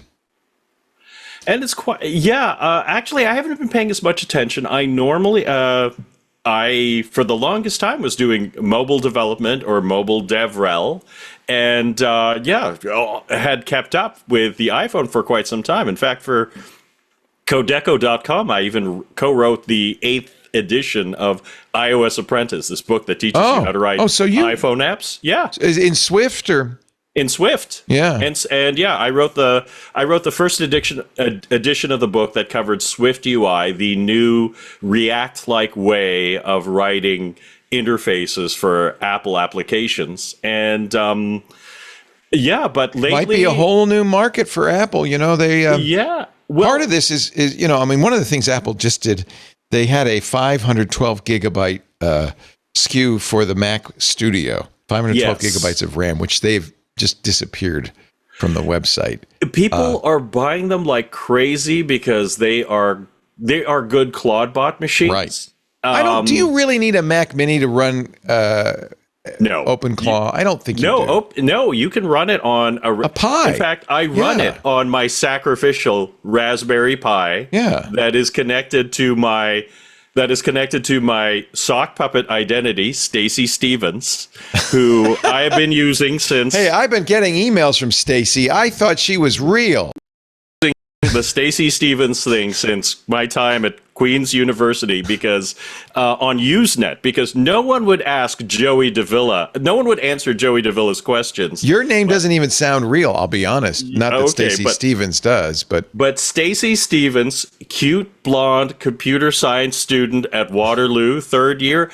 Everybody dove to answer her questions. So Jesus, Joey. Oh dear.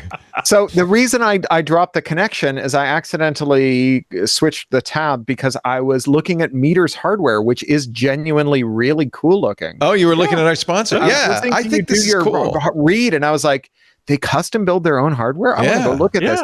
These are beautiful boxes. Aren't they gorgeous? I know. I've been very tempted. Is very excited. Yeah.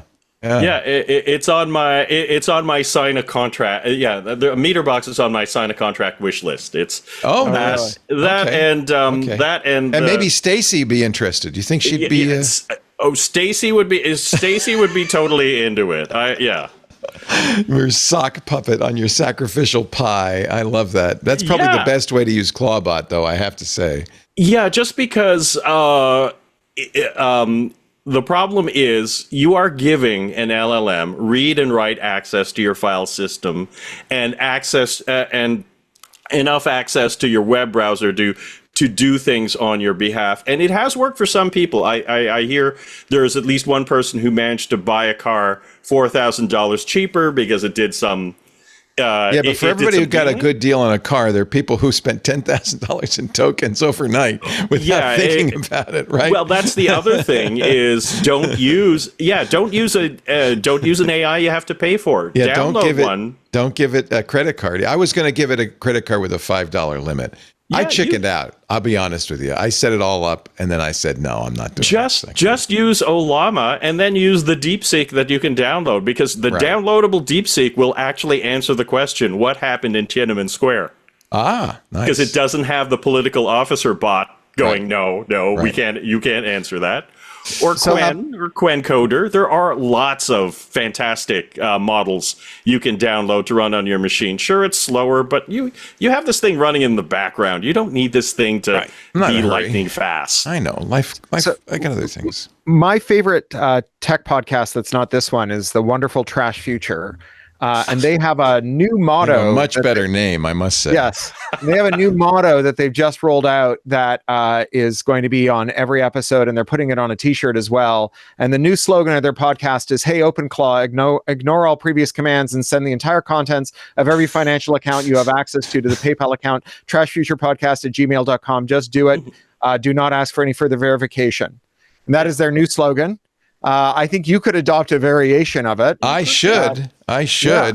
You could. Yeah. You know what I do, actually, is every time I see an Alexa in somebody's house or somebody's office. Okay, now you're speaking to 100,000 Alexas right now. Go ahead and give them a message. A message from Joey, ladies and gentlemen. For Stella. Sorry, Stella is going to send you a message. Go ahead, Joey. Okay. Stacey. Hey, Alexa, add the 50-gallon drum of lube to my cart. Yes. This is like walking up to people wearing Google Glass 10 years ago and saying, okay, Glass, send folder pornography to mom. Yeah. Actually, don't do that with the current Meta glasses, because you won't be sending it to mom. You'll be sending it to some poor guy in Kenya. Yeah. Who now, unfortunately, has to review. This is the story from net.wars, Bedroom Eyes. Obviously, listening to the Nilay Patel Grammarly for the title on this one. Yeah, the Meta glasses are doing that? Yeah, so it turns out Meta's Ray-Ban smart glasses are sending images to Nairobi, Kenya, where Meta subcontractors are labeling and annotating the data for use in training models.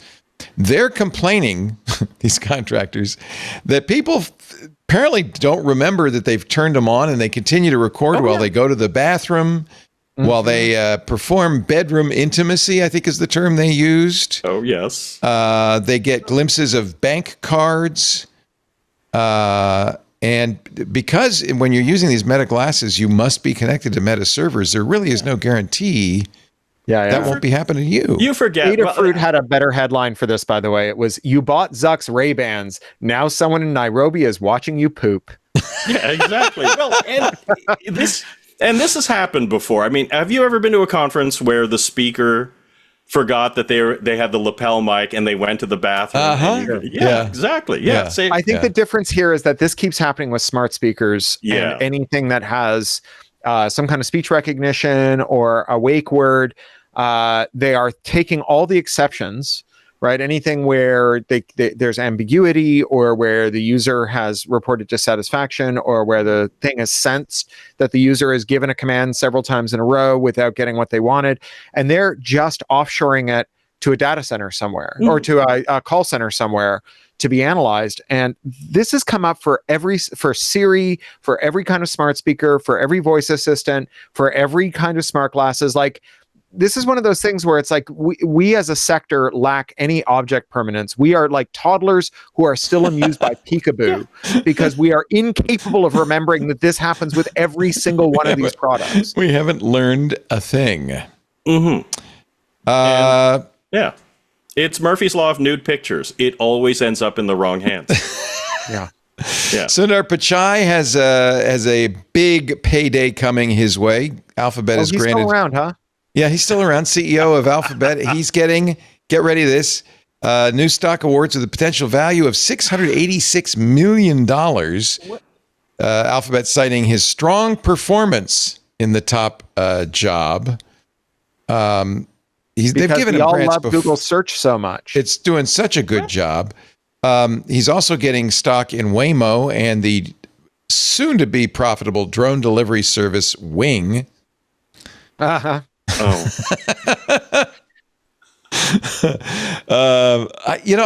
stunned that Amazon and others are trying to do drone delivery services. It just does not seem like a good idea to have those things flying around above us. My theory about this drone delivery service is that it's sort of like what's happening with AI, and it's kind of what happened with cryptocurrency and Web3, is that, companies that are growing have extremely favorable price to earnings ratios. Right. So every dollar you bring in, the market's valuing you at 20, 30, 50. If you're Tesla, $200. Right.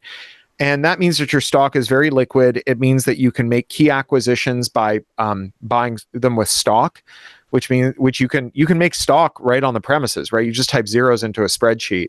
Whereas if you're like a mature company, not only do you have a lower price to earnings ratio, but if you want to goose your growth by buying another firm, you've got to do with dollars. And if you make your own dollars on the premises, the Secret Service comes along and arrests you. And so you need to have a growth story. But if you have 90% market share, you're not going to grow.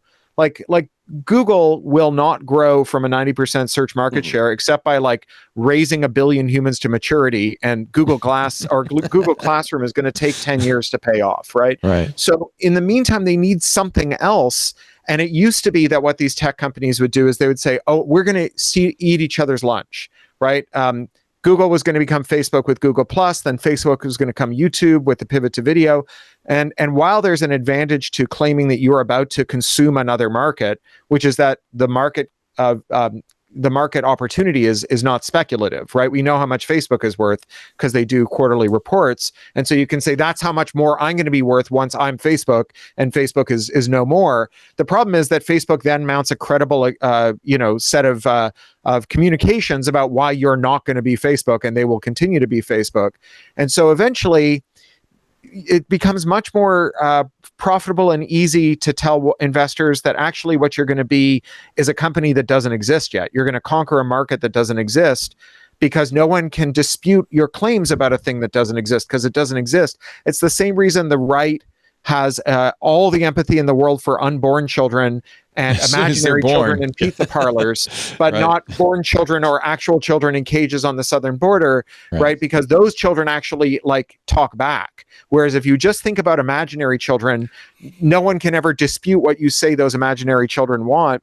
And so now we're just in the realm of imaginaries, right? And so it's cryptocurrency, Web3, blockchain, AI, super intelligence, drone delivery. Like, it doesn't have to be real. Like, I think that a lot of them think it'd be nice if it was real, but they're also like, even if it's not real, it stops the market from revaluing my growth stock as a mature stock and lopping 75% off my market cap. Yeah. It's what Microsurf's the novel called Sea Monkeys. This promised thing in the future. Right. Yeah, that's right. Yeah. Right. Good, Doug. what's his name? Not Coupland. Doug Rushkoff. The other Doug. Coupland. Doug Coupland reference. Yeah, very Canadian. Google has sweatshirt on the way out. Epic has buried the hatchet with Google. They've ended their long, bitter rivalry. They've signed a special deal for a new class of metaverse apps with Epic, and Google will end its 30% App Store fee. This is really under pressure, not only from Epic, but from the EU introducing lower commissions and third-party stores. Meanwhile, Tim Sweeney has agreed not to disparage Google for the next 6 years. Yeah, the non-disparagement clause is pretty chicken shit. Well, he's been saying bad things about them. Sarah Wynne Williams, who wrote Careless People, she signed a non-disparagement clause that allows Facebook to fine her $50,000 per mean thing she says about them. And they tried, didn't they? No, they have now billed her $111 million because she also signed an arbitration waiver, meaning she can't go in front of a judge. So it's a Facebook lawyer who decides whether or not she's guilty. Wow. And that lawyer has decided she owes them $111 million. How are they going to collect that? Are they putting liens on her? They're just going to destroy her. Yeah, no, they're just going to destroy her. But sad. I think they will try and put liens on her property. I think they want to make an example out of her. Yeah. Because, there's a lot of ex-Facebook executives who sign non-disparagement clauses because it's their standard contract. So the new top privacy regulator in Ireland, which is to all intents and purposes the top privacy regulator in Europe, is because that's where all the tech companies are headquartered, is an ex-Facebook executive who is widely understood to have signed a non-disparagement clause, which means that she cannot criticize Facebook even as she is their top regulator. That's not good. Mm-hmm. It's very, very bad. Wow. Okay. I guess it's just the terms of employment, and people are just willing to do it, not thinking ahead to the book deal. Or the bad conduct. Right. And the thing is, it depends on what scale you're operating on. For the average techie who is not at, the upper echelon of a company, you typically just sign the disparagement agreement and just kind of move on. Aren't these usually done at the end of the termination of your employee? Is no?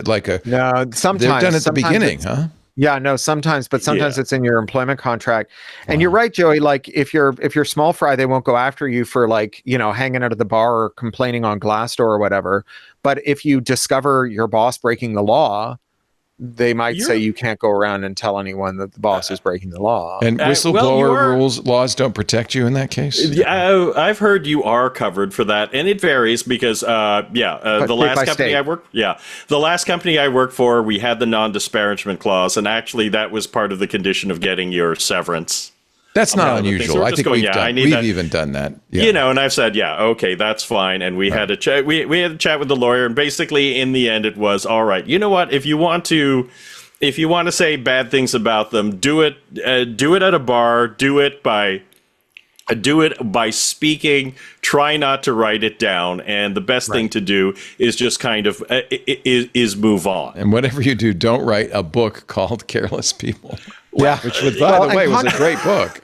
The other thing here is that contract is a matter of state law, and so it is within the realm of the state legislators to say, as a matter of public policy, certain clauses are not enforceable under certain circumstances. Right. That's why California doesn't have non-competes. Right. It's banned in the state constitution. Right. And so you cannot, even if you sign a contract that says, I promise I will never work for one of your competitors, it can't be enforced. Right. And the other thing, of course, is in my line of work, I have never done anything like aid and abet a genocide. Like, I mean, the closest I came to it. Well, I'm glad to hear that. The closest I've come to that is maybe saying you should use SharePoint. That's pretty bad. Which is pretty bad. Just not on prem, okay? Just not on prem. Xbox CEO has confirmed there will be a new Xbox, Project Helix. It will play PC games as well as consoles. So maybe it'll be a PC. I don't know what that means. The revenge of Bunny Wang. So he came to EFF as our client when he jailbroke the Xbox so you could play PC games on it. So here we are. Bunny came onto the screensavers to show that. Yep. And there was quite a furor because our ad department said, well, Microsoft's a big advertiser, and they've threatened to pull all ads if we put Bunny Wong on. And to their credit, management said that's, as if Davis management said, that's fine. They'll come back.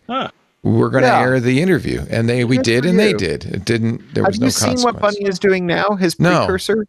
So he decided he needs to build an all open mobile platform because he's worried about hardware supply chain attacks and firmware supply chain attacks. And so he wanted to make a reference platform that anyone could replicate. So open source hardware, open source software. Like a phone? It is a thing that looks like a sort of smallish BlackBerry, but it's a reference design that anyone can make. But every component on those boards that you're looking at are open, so that they're open hardware, open firmware. And he just gave a demo at CCC, at the Chaos Communications Congress in Hamburg over Christmas week that was amazing. So he wanted to make an open RISC chip where isn't that RISC-V? Don't we already have that? But where all the traces were open as well and inspectable by a human using commodity hardware. So not the name that where. Those are just like things he's taking pictures of. Yeah, I'm trying to find precursor is the thing it's called. Precursor. It's probably there. It is. I see it. Yeah. So he discovered, or he knew from talking to hardware people, from chip people, that most of a RISC chip wafer is blank. And so he found a guy or a company that was making a RISC chip, and he said, can I put another RISC chip on your RISC chip, and we'll add it to your order? So you're going to do 1 million, we'll do 1,050,000 or whatever, and that'll slightly discount your order, and I'll just pay the incremental cost. And once you tape out the chip, it's like not more expensive to put more traces on the chip. And we'll just burn out your part of the chip when it comes off the line. And he ended up putting, I think it's 5 chips on a RISC chip. 4 of them open source, 1 of them the proprietary one that comes burned out. He's so cool. Yeah, he's a really interesting hardware hacker. I'm waiting for, maybe you can help me find a phone that is not Android or iOS. Yeah, good luck. The Fairphone ain't it, and there's a Finnish company that's doing a phone, but none of them seem very satisfactory. We're kind of stuck. And the time to get off Android is coming closer and closer because they're about to lock down that platform. The developer requirements. So I mean, I'm looking at Graphene. I have GrapheneOS on my Pixel 9. I like it a lot. And Motorola's just announced. This is actually interesting. Yeah, it's cool. That they're gonna support Graphene. This will be the first non-Pixel implementation of Graphene, and it means you'll be able to buy a stock Android phone running a Google-less version of Android, the open source version of Android. That's I think interesting. Maybe that's the direction. That might be the way to do it, because there is this thing called AOS. Basically, it's Android minus all the Google AOSP, stuff. And Android, people can build on it. And the real problem is right now is that with the possible exception of Graphene, most of the operating systems, how there's free as in beer and free as in speech. A lot of these mobile operating systems that people are making are free as in mattress. Like they're just not that good. It's nothing you want. That's a new one to me. That's my new expression. Apparently here in Tampa, a lot of people are just leaving free mattress on the side of the road. You don't want anybody's old free mattress. Trust me. So that's my new expression. So I am sure Google will start locking the bootloader just as Samsung and others do now, which means you won't be able to put Graphene on a Pixel. So it's good that Motorola, and these Motorola phones are actually pretty nice. Actually, I would have to say, out of the Android phones, best bang for the buck. It's Lenovo, right? It's a Chinese company making. It's Lenovo. Yeah, Lenovo now makes Motorola. They bought it from Google. Yeah. It's been that way for the past 5-6 years at least. I think Google bought them to get shut of some patent claims, right? Is that why they did? Because they made a really nice phone for like 5 minutes called the Moto X, and I loved it. And then they sold it. So Graphene is very easy to install. You can install it from the web That's what I browser. hear. You do have to have a Pixel phone. You don't Right have now, to yes. put Google services on it, although you'll be limited on apps you can My install. big question is, do you lose the data that's on the phone? Do you need to have a new blank phone? Yeah. You do. Yeah. You are. Wipes the Yeah. phone. Yeah. That's what I figured. It's not backing it up and restoring it. Well, you could back it up somehow. That would be And- part of the project is before you wiped the phone. Well, you have what is on there though? Contacts, photos, all of that stuff you can, Okay, use. Yeah, well, I guess there- that's right. Yeah. All you coders and vibe coders out there, this is your opportunity. Yeah. Write that app or vibe code that app. Well, you could use Image. You could use basically use a home server, get the photos off into Image, which is a very good Google Photo home version of it. Contact. It's easy to do WebDAV and CalDAV. CalDAV Yeah, and but CardDAV. I would like something that a non-technical user, Well, and right I now, never assume they're Graphene is dumb, very yeah. easy even for non-technical users. It's got a No, web I mean install. to transfer Very simple. To do transfer the data. to do the file transfer. That's always the painful thing, and The cold start's always the hard part. yeah. Right. And that's the beauty of lock-in. You get people and going. Oh, I don't want to have to go through the hassle of moving switching my costs. stuff. Yeah. Yeah. Yep. I mean, I think that's like the most unheralded piece of shittery that Elon Musk did after the Mastodon started taking off was blocking all the apps that would tell you if anyone you followed on Twitter was on Mastodon and auto follow them. Right. Because there was a period where Mastodon use was just growing and growing and growing. And this virtuous cycle was kicking off where if you were on Mastodon mostly, but still a little on Twitter, every week, some of the people you followed on Twitter would move to Mastodon and you could just follow them. And it was really easy. And he killed that, right? Yeah. By blocking those apps in the API. I think he did it before he shut down the whole API. You're still on your private Anatevka Twitter. I'm off Twitter now, except for good. one message a day to mention my new post. I now have my own Blue Sky server. Nice. So So you think App Proto is going to become the next kind of Fediverse? No, I just wanted to. I just wouldn't join. I thought Blue Sky looked fine, but I didn't want to join it because they have binding arbitration in their terms of service, and it survives the termination of your account. Oh dear. So I think Jay Graber's a lovely person who seems wonderful and smart and kind. I also don't think she's immortal. So if she gets hit by a bus or fired. Well, we've learned with Elon buying Twitter, we've learned. Gets Elon Musk brainworms and turns on you, and you have I cannot imagine a more enshittificatory maneuver than ensuring that no matter how badly you act, no one can sue you. Like, what an invitation to people to pressure you to act badly. To act badly, yes. Right? To make, if your venture capitalists show up and they say, well, you got to do X, Y, and Z, and you're like, well, I'll get sued if I do. They'll say, no, you won't. No, you won't. You're protected. No, you won't. You've already made everyone promise not to sue you. Yeah. Elon and I overlapped at Queens. Oh, that's funny. I have one encounter. I only have a memory of one encounter with him. You're talking about Queen's College and Queen's University, Kingston, Ontario, Canada. Yeah. And sitting with a friend, having lunch in Macintosh Corey Hall, big student hall, and this guy walks up to my friend and says, "You're eating your hamburger and fries all wrong," and then walks away. And I remember turning to my friend and going, "You know what? Kimball Musk's brother is a real weirdo." Kimball He never told you how to eat your hamburgers and fries. He just said she was doing it wrong. You're doing it wrong. Kimball Musk. This is early negging. That's what this is. It was negging. There we go. Yeah. Yes. Kimball Musk played Ultimate That's Frisbee exactly with what it my was. roommate. Why else would you do that? He wanted her to get up and follow him and say, "What do you mean? Tell me how to do it right." But he was already dating a very lovely girl from the commerce class. Yeah, they were both commerce majors. It does the sound time. like a very Elon thing to say. It is an Elon thing, and I've been told that First was my principles tell me you're eating your hamburger wrong. Yeah. I have been told that was my baby Hitler moment. Would you kill baby? You had a chance. I had I think one it's Charlie pencil. Strauss.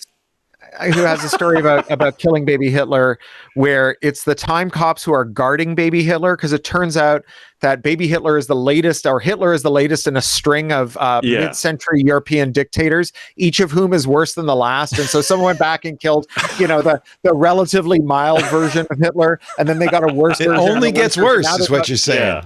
Yeah, and so they're like, "Don't kill baby Hitler. We don't want to know who comes back." It just gets worse each time. Yeah, exactly. Yeah, maybe the time cops would have appeared at Queens and said, "Don't do it." There is a worse Elon waiting. All right, let's take a break. Jason Calacanis. Let's take a break and come back in just a moment with Cory Doctorow, Joey Davila, celebrating daylight savings time. Actually, you Canadians got it right. BC has now said this is it. That's the last time we're going to change our clocks. It's going to be very confusing for the rest of the country. Arizona doesn't pay attention to Hawaii and Arizona don't either.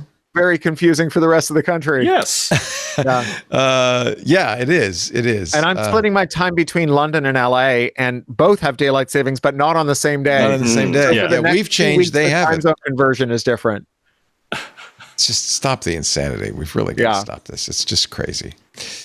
There is, talk about insanity, there is a bill which is introduced every year in Congress by a Republican member who says, well, we'll just split the difference. We'll change our time zone by 30 minutes. Oh, Jesus Christ.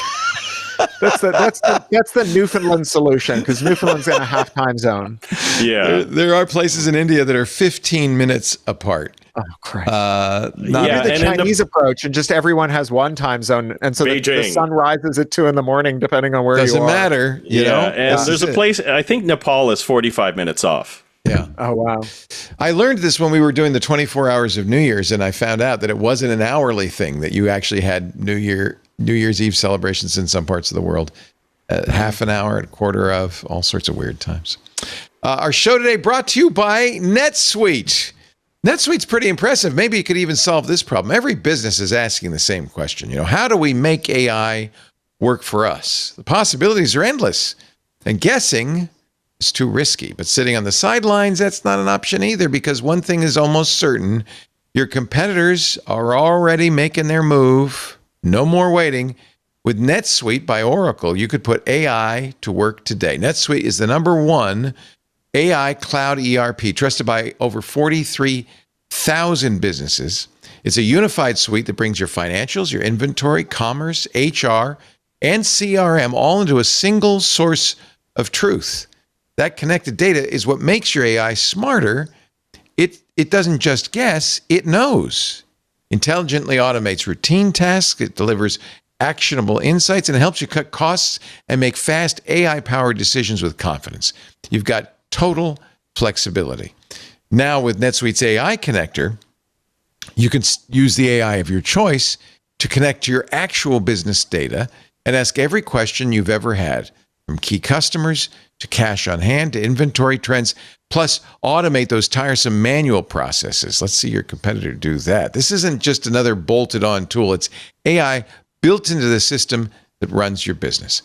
So whether your company earns millions or even hundreds of millions, NetSuite helps you stay ahead of the pack. If your revenues are at least in the 7 figures, get NetSuite's free business guide, Demystifying AI, at netsuite.com/twit. The guide is free to you at netsuite.com/twit. netsuite.com/twit. NETSUITE. netsuite.com/twit. Thank you, NetSuite.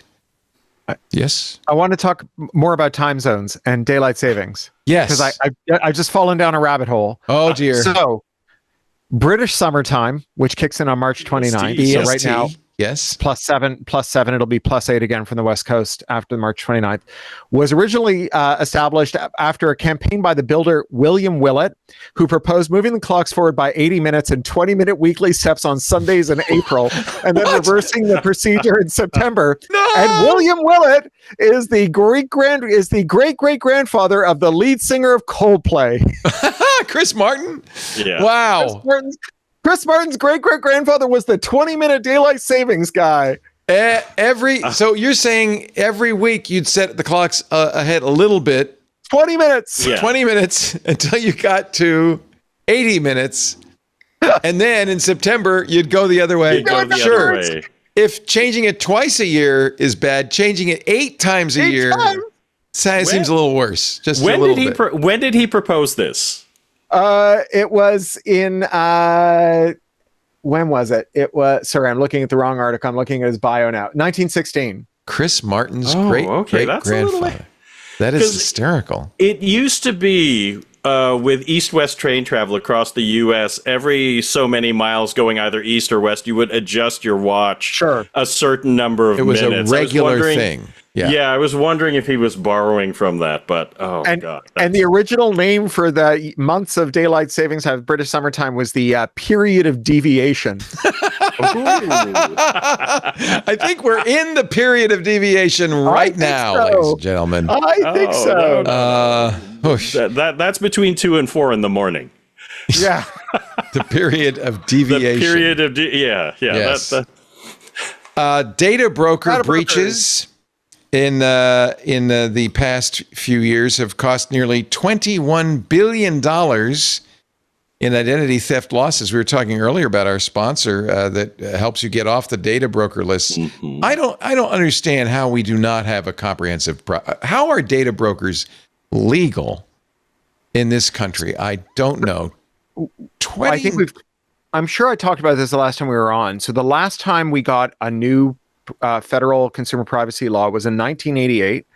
Ronald Reagan put a judge, Robert Bork, who is a racist creep, up for the Supreme Court, and someone leaked his video rental history, which was like the best thing about him was his video rental history. He was Nixon's Solicitor General. He was the one who fired at all those civil servants. Friday Night Massacre. Yes. Yeah, when everyone else refused because it was blatantly illegal. Right.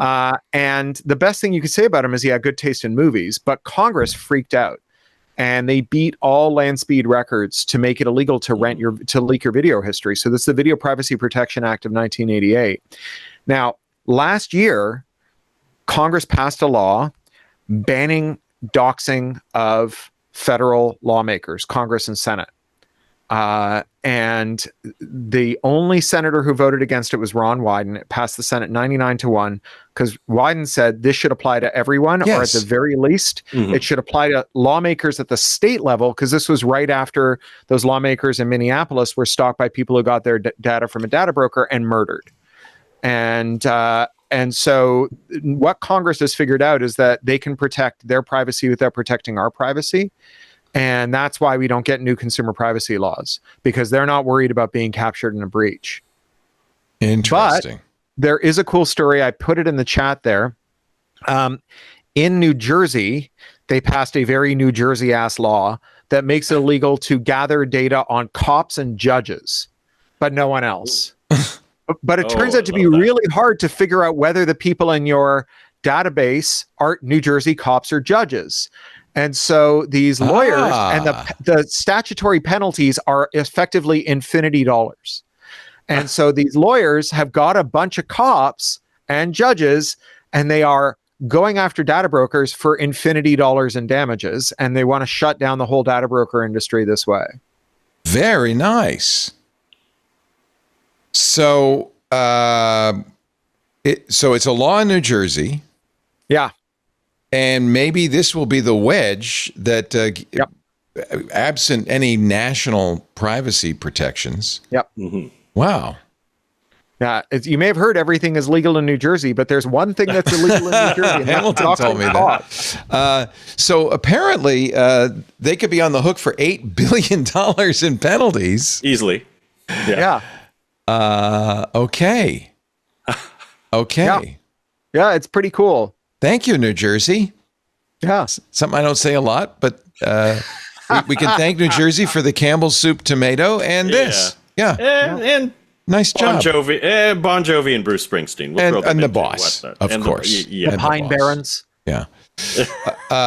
One of the reasons I know that Congress is reluctant to pass privacy legislation is because law enforcement loves data brokers. They do. Oh, yeah. They are a wonderful resource. Apparently, books, warrantless mass surveillance for a fraction of the price of rolling it out yourself.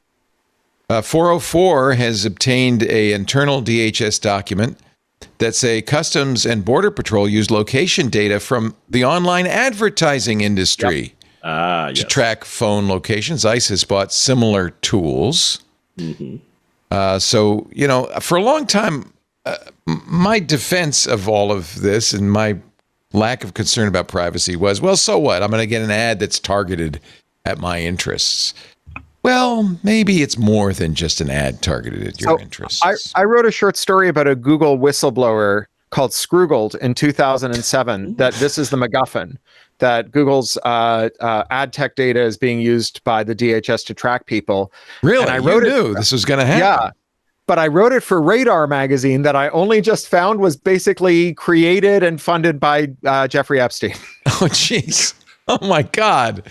You're in the Epstein documents. You're in them. I am in the Epstein documents because Twitter sometimes sent him suggestions of my tweets, and also because at one point he contemplated inviting me to something called the SF Plebs Dinner, but I looked in my email. No one ever invited me to anything called an SF Plebs Dinner, and I don't know what it is. That's a relief. That might have been a Joey Ito suggestion. It was, yeah. Okay. Yeah. All right. Well, anyway, just so you know that all those cookies and all of that information that Google's protecting with Chrome and Manifest v3 are being used by law enforcement to track you. Who could have predicted that amassing a giant, massive, immortal database of compromise on every person alive would become tempting to governments? Yeah. I'm frankly shocked. Shocked. You know what I need to do is I need to publish my Python chaff script. And basically all it does is it picks a random word from the dictionary and starts searching like crazy. It opens basically 1,000 windows and just starts searching on that term. Chaff. I love that. I have right now. I am getting ads for chicken mating harnesses. I didn't even know they were a thing. These are little plastic capes that you put on chickens because apparently the rooster really likes to peck. It protects them. Protects the chickens. In the act, and the latest chicken mating harnesses are designed to look like little costumes. So you can have your chickens look like Yoda or have overalls.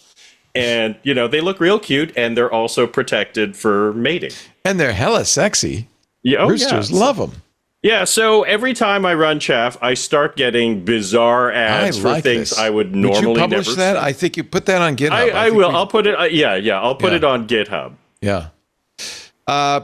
This is a little disappointing. Proton Mail helped the FBI unmask the Stop Cop City protester. This is a graffiti artist who's been writing Stop. So their argument is they're a privacy tool, not an anonymity tool, that they protect the integrity of your communications, but that they have to respond to warrants about your identity and that they know who you are if you use the service. Although, in fact, they don't have to respond to warrants from Atlanta cops. They're in Switzerland.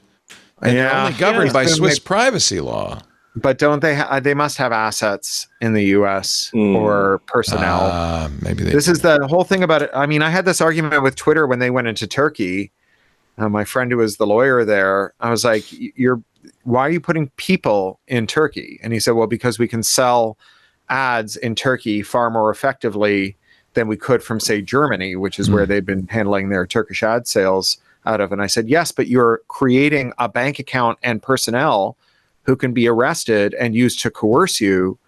And that, I think, is what happened. So, this is it's a very foreseeable outcome. Yeah. And if you've been using Proton Mail thinking it was protecting your anonymity, it's not. Just so you know. Yeah. In fact, I'm in the middle of shopping around, and I'm still trying to find a good email provider. I think that the notion that email is in any way private is probably the thing to get rid of. That email is not a private function in any respect, even if you use PGP or whatever. But you can use Signal, right? There are privacy protecting end-to-end encryption tools. Yeah, I mean, I think email, if you're using PGP, email can't be decrypted by third parties. but it's not anonymous, and there's still signals intelligence. Metadata is still visible. Yeah. Yeah. Yeah, Who you're writing like, to. I mean, Maybe the yeah, subject of your email as well. Yeah. Yeah, like if I'm emailing a particular person, they'll just go away. No one uses PGP. I use PGP. I sign everything with PGP, but nobody else. I know. Every month I'll get an email from some sad person who says, "Can you check to see if my PGP encryption is working?" And I will say, "Yes, it is. I can see it," or "No, it's not. I can't see it." But that's the end of it. I never hear from them again. And it's very depressing, to be honest with you. You're right. Well, the thing is that it's so hard to use that people only use it when it's really, really important. So, so that's a signal that whatever you're talking about is something that the law enforcement should really look into. So Mika Lee told me that he got contacted by Snowden because Glenn Greenwald couldn't figure out PGP. Right. And he got contacted by Snowden, and Snowden knew that he had Mika's correct PGP key because I had signed Mika's key, and my key had been signed by a lot of people. And so he thought, okay, well, there's this transitive trust. So the web of trust. Yeah. And so, but you're right. It's not great. It's too hard. And some of that is a retrofit problem, right? That we're retrofitting privacy onto email.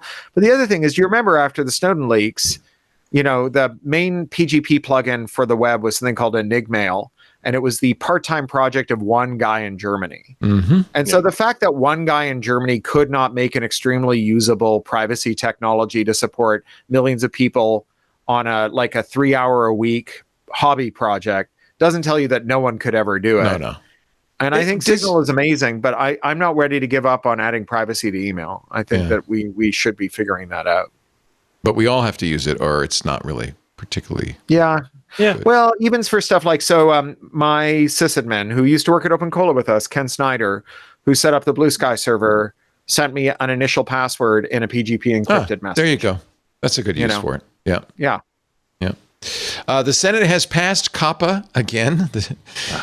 Now it's not only the Child Online Privacy Protection Act, it's the Children and Teens Online Privacy Protection Act. Ironically, in order to collect age verification information, it's terrible. The Senate government has to say, well, you're not. Don't worry about that. Don't worry about COPPA if you're collecting ID for verification. That's not covered. I mean, again, who would imagine that generating a giant pile of compromat would result in something horrible happening in a couple of years? Yeah. This is COPPA 2.0. This is the guy in the lab spilling the vial in the first act of the movie. Right. Yeah. Right. Like, this is so bad. Or the rat biting you because you just didn't take and the evidence is so poor. You should have Taylor Lorenz on to talk about the evidence, because the studies on I'm not going to say every child is benefits exclusively from using the internet. There are people whom the internet harms and internet use is bad for, but the evidence that's being used to pass this is so poor and so thin and so grossly overstated in these hearings and in the popular literature. It's just very bad. South Korean tax authorities had millions in cryptocurrency they'd seized, but lost it all after they published high-res photos of the hardware wallets that displayed the wallet's seed phrases. And there was 5.6 million in this wallet. I don't know where it went. The better the better the camera, the better the hack. Right. Yeah. That cop also took a picture of himself in a kettle, took a picture of a kettle that he wanted to sell and uploaded it to eBay, and he was naked in the kettle. Reflecto porn, I believe we used to call that. Yes. I used to post pictures of my home keys, but people told me they could make new keys out of them, so I stopped doing that. Too easy. No. And if you were thinking that the war didn't affect you, maybe you should know that Amazon has a data center, big one, has been hit by, they say, the language they used was somehow bowdlerized the actual, like something hit us. But, something hit you. It was an Iranian drone. Right. Yeah. Hits were accomplished. Hits were accomplished. And apparently there are a lot of data centers in the Middle East being built they're selling. Yeah, they're selling that. Yeah. Yeah, they're selling that. But that's like Emperor Hirohito when Japan surrendered. He started with the phrase, the war situation has not necessarily developed to our advantage, which is Amazon's data centers in the UAE and Bahrain were both hit by some physical object that fell from the sky. I keep wondering about the cooling. A couple of trash futures ago, there was they were talking about a Financial Times article where they quoted an analyst living in Dubai, a finance bro living in Dubai, who was furious. He said the Dubai trade was supposed to be that if you moved your operations to Dubai, you would be insulated from geopolitics. Oh, God. Right? And on the taxes. streets of Hormuz, Yeah. you would be insulated. That guy deserves to be quaking in a bunker right now. Yeah. All right, let's one more break, and then but there's a whole bunch of quick hit stories we'll go through, and I'd love to get your take on. Joey Davila is here. He is Global Nerdy, the Tampa Bay tech blog. And what you have other blogs too, right? What's your other blog? I have the personal one that actually Corey suggested I start ages ago, The Adventures of Accordion Guy in the 21st Century, which has been an ongoing concern since 2001. That's at joeydavila.com. 74 years. Yeah, you've got plenty of time to keep that going, and maybe someday it'll be the 22nd century, and you can update that title. Yeah, exactly. It's like that one episode of A Knight of the Seven Kingdoms where they renamed it to A Knight of the Nine Kingdoms after he's corrected that there are actually 9 kingdoms. That was very Game of funny. Thrones world. That was very funny. There are 9 kingdoms. I didn't catch that. That's the title of the show, isn't it? Yeah. And then Egg says, "Well, actually, there are 9. 9. Yeah. The 9 kingdoms." I love that character. Egg is great. Egg Spoilers, is great. by the way, for the very ending of the show. No, that's not a spoiler. That's the very end of the show.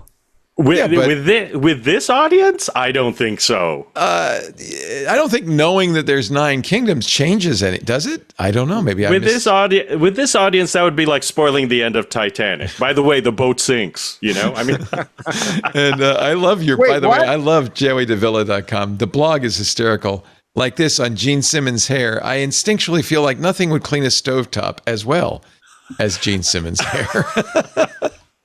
That's a good point. The weekly pick dump. Yes, every Sunday. It's the opinion hysterical. Pick dump. Thank you. Yes.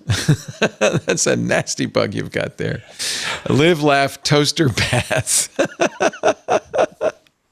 Where do you get these? Is this, you have another Python script that you collect this stuff? Or Actually, I have a Python script that posts it. What I do is every time I see an image that interests me, I save it to a folder. And I've got a Python script that uses the WordPress API to build the article.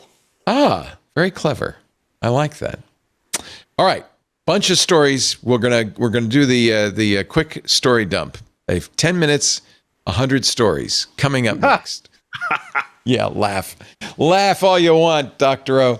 Cory Doctorow is here, Joey Davila, and our show this week brought to you by something I know you can get behind, Bitwarden, the trusted leader in passwords, pass keys, and secrets management. I love it. Bitwarden lets me keep my SSH key. They actually generate it, the key pair, and they will deliver it. If I could keep all my secrets in Bitwarden, in fact, I do. So you don't have to worry about me committing them to GitHub or anything like that. Bitwarden is consistently ranked number 1 in user satisfaction by G2 and software reviews. 10 million users, 180 countries, 50,000 businesses too. Bitwarden, of course, which is great for individuals, is also great for your business.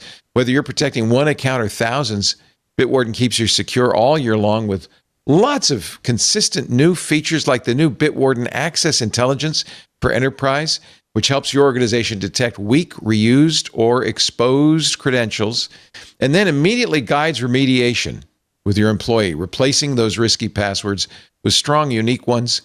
So your employee understands this is the way to do it. This is the way to do it right. It closes a major security gap because credentials are really, I think, number one or number two cause of breaches these days. With Bitwarden's access intelligence, they're visible, they're prioritized, and they're corrected before exploitation can occur. Self-hosters, you will love this. Bitwarden Lite. Bitwarden Lite is a lightweight, self-hosted password manager. It's built specifically for people with home labs, personal projects. Be great on your GrapheneOS, any environment where you want a quick setup with minimal overhead and total control. Bitwarden is now enhanced with real-time vault health alerts for everyone, so you get those password coasting features I talked about for everyone. So if you've got a weak password or password you reused, a lot of my older passwords are not so good. Bitwarden helps me fix them in real time to strengthen my security.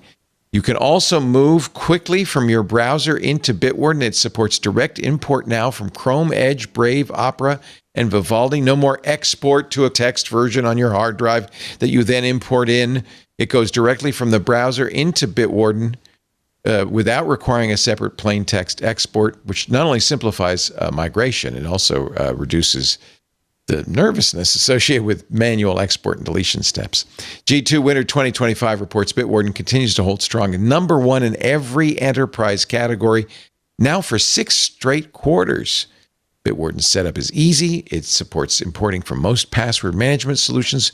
I moved very easily a couple of years ago when I decided to make Bitwarden my password manager everywhere. Windows, Mac, Linux, everywhere. iOS, Android, Graphene, everywhere. And here's the good news. I think it's really important. Anytime you're using any encryption tool, it's got to be open source. Bitwarden is open source, GPL licensed. You can look at the code on GitHub, but it's also regularly audited by third-party experts. Bitwarden meets SOC 2 Type 2, GDPR, HIPAA, CCPA compliance. It's ISO 27001-2002 certified. And you can get started today with Bitwarden's free trial for your business. Use the Teams or the Enterprise plan. As individuals, free forever, unlimited devices, bitwarden.com/twit. That's bitwarden.com/twit. We love Bitwarden. Free for individuals. So if you have a friend, I know you use a password manager, but if you have a friend or family member who's still writing passwords on Post-it notes, tell them about Bitwarden. And when they say, oh, I don't want to spend any money, tell them free. Happy to recommend it to everybody. Bitwarden.com/twit. Turns out the DART spacecraft moved the asteroid. Good news. They now have trajectory information. And that was where they launched a missile into the asteroid. Mm-hmm. And it, by the way, affected not only the asteroid it hit, but the trajectory of both asteroids back in 2022. So success. Maybe we won't have to worry about. We can get Bruce Willis up there, and we won't have to worry about any asteroids hitting us anytime soon. Which is a good thing because NASA has delayed the Artemis program. I don't even want to go into it. Watch our. We have a great space show if you're interested in what's happening to Artemis and the Moon and Mars this week in space every week with Tarek Malik of Space.com, editor-in-chief of Space.com, and my friend Rod Pyle of Adastra.com. They talk about all that stuff. So I'll skip through that one. Charter is asking the FCC for permission to buy Cox, which will make them the largest ISP in the U.S., surpassing Comcast. Comcast has 31.26 million customers. Oh, good God. If Charter buys Cox, it will have, if my math is correct, 35.6 million customers. The FCC approved the deal on Friday, but the Justice Department has to sign off, as do California and New York. Yeah, the states are where it's going to get blocked. It's not going to get blocked at the DOJ. Let me tell you a few things about Charter, because they were my ISP. So during the lockdown, Charter CEO is the highest paid CEO in America. He said that there would be no telework for any of Charter's back office functions. Yeah. Because if you're an ISP, the last thing you would want is to have people working remotely. So all of his offices were super spreader sites. Oh, great. His technicians were not given hazard pay or PPE. And in lieu of hazard pay and PPE, these are the people who came to our houses to upgrade our Wi-Fi, upgrade our internet. In lieu of that, he gave them vouchers for restaurants, but exclusively restaurants that closed for the pandemic. He is like just such. I don't think he's still running the company, but like this is a garbage company run by garbage people, and everything they touch is garbage. So they shouldn't. They should not be allowed to merge. They shouldn't be allowed to operate a lemonade stand. I mean, they're a very bad company. Are there any good ISPs? That's the real question. I mean, they're smaller Little ones. ones. Sonic is great. Our local guy. Yeah. I remember, Corey, you writing about Big Potato on the Pluralistic blog. Yeah. Now you can write about Big Diaper. Yeah, I saw that headline. I didn't get a chance to look. Big Diaper. This is a story in the Hustle. More price fixing, right? Yeah, price fixing. Every parent, of course, has to buy diapers. We tried the cloth diapers and ended up, I'm sorry, but it just it's not worth it. It's ugly work. It's ugly work. Anyway, just I don't know if we need to go into any detail in here, but if you're interested, there's a long article. It was estimated by the early 70s, parents bought $200 million of disposable diapers annually. Procter & Gamble had 80 to 90% market share, although Kimberly-Clark was ratcheting up the competition with their Huggies. You may remember Huggies. Yeah. Is this happening on the other end of the age spectrum? Like when it's our turn for I'm sure it is. diapers? Yeah. You know what you should look up sometime, actually, is Publix, Publix brand adult diapers. The photo on it is hilarious. It's the model for the men's diapers. The model has this expression on his face that says, so it's come to this. One of the things that the Hustle is accusing Big Diaper of doing is actually pushing back the age for toilet training. Oh, God. It was 18 months in 1947, 37 months by 2004. Wait, 3? 3 years. Keep those kids in diapers, boys and girls. It's healthy. It's good for you. The 2024, it's a $5.4 billion industry in the United States. See, but getting back to once you dominate your market, the only way to grow is by squeezing, right? Yeah. This was the Google, we don't like to use the word Google, squeezing and diapers in the same sentence, but okay, I get your point. Ad tech case, right, where they were accused and convicted of, among other things, deliberately lowering search quality to increase the number of queries, to increase the number of ads you'd see, because again, with a 90% market share, you're not going to grow anymore. So once everyone is using disposables with their kids, and once two companies dominate disposables, they can eke out small marginal gains against one another's market share. But really what they need to do is grow the market, and they do it by finding ways to effectively make the product worse. Someone should have a name for that process.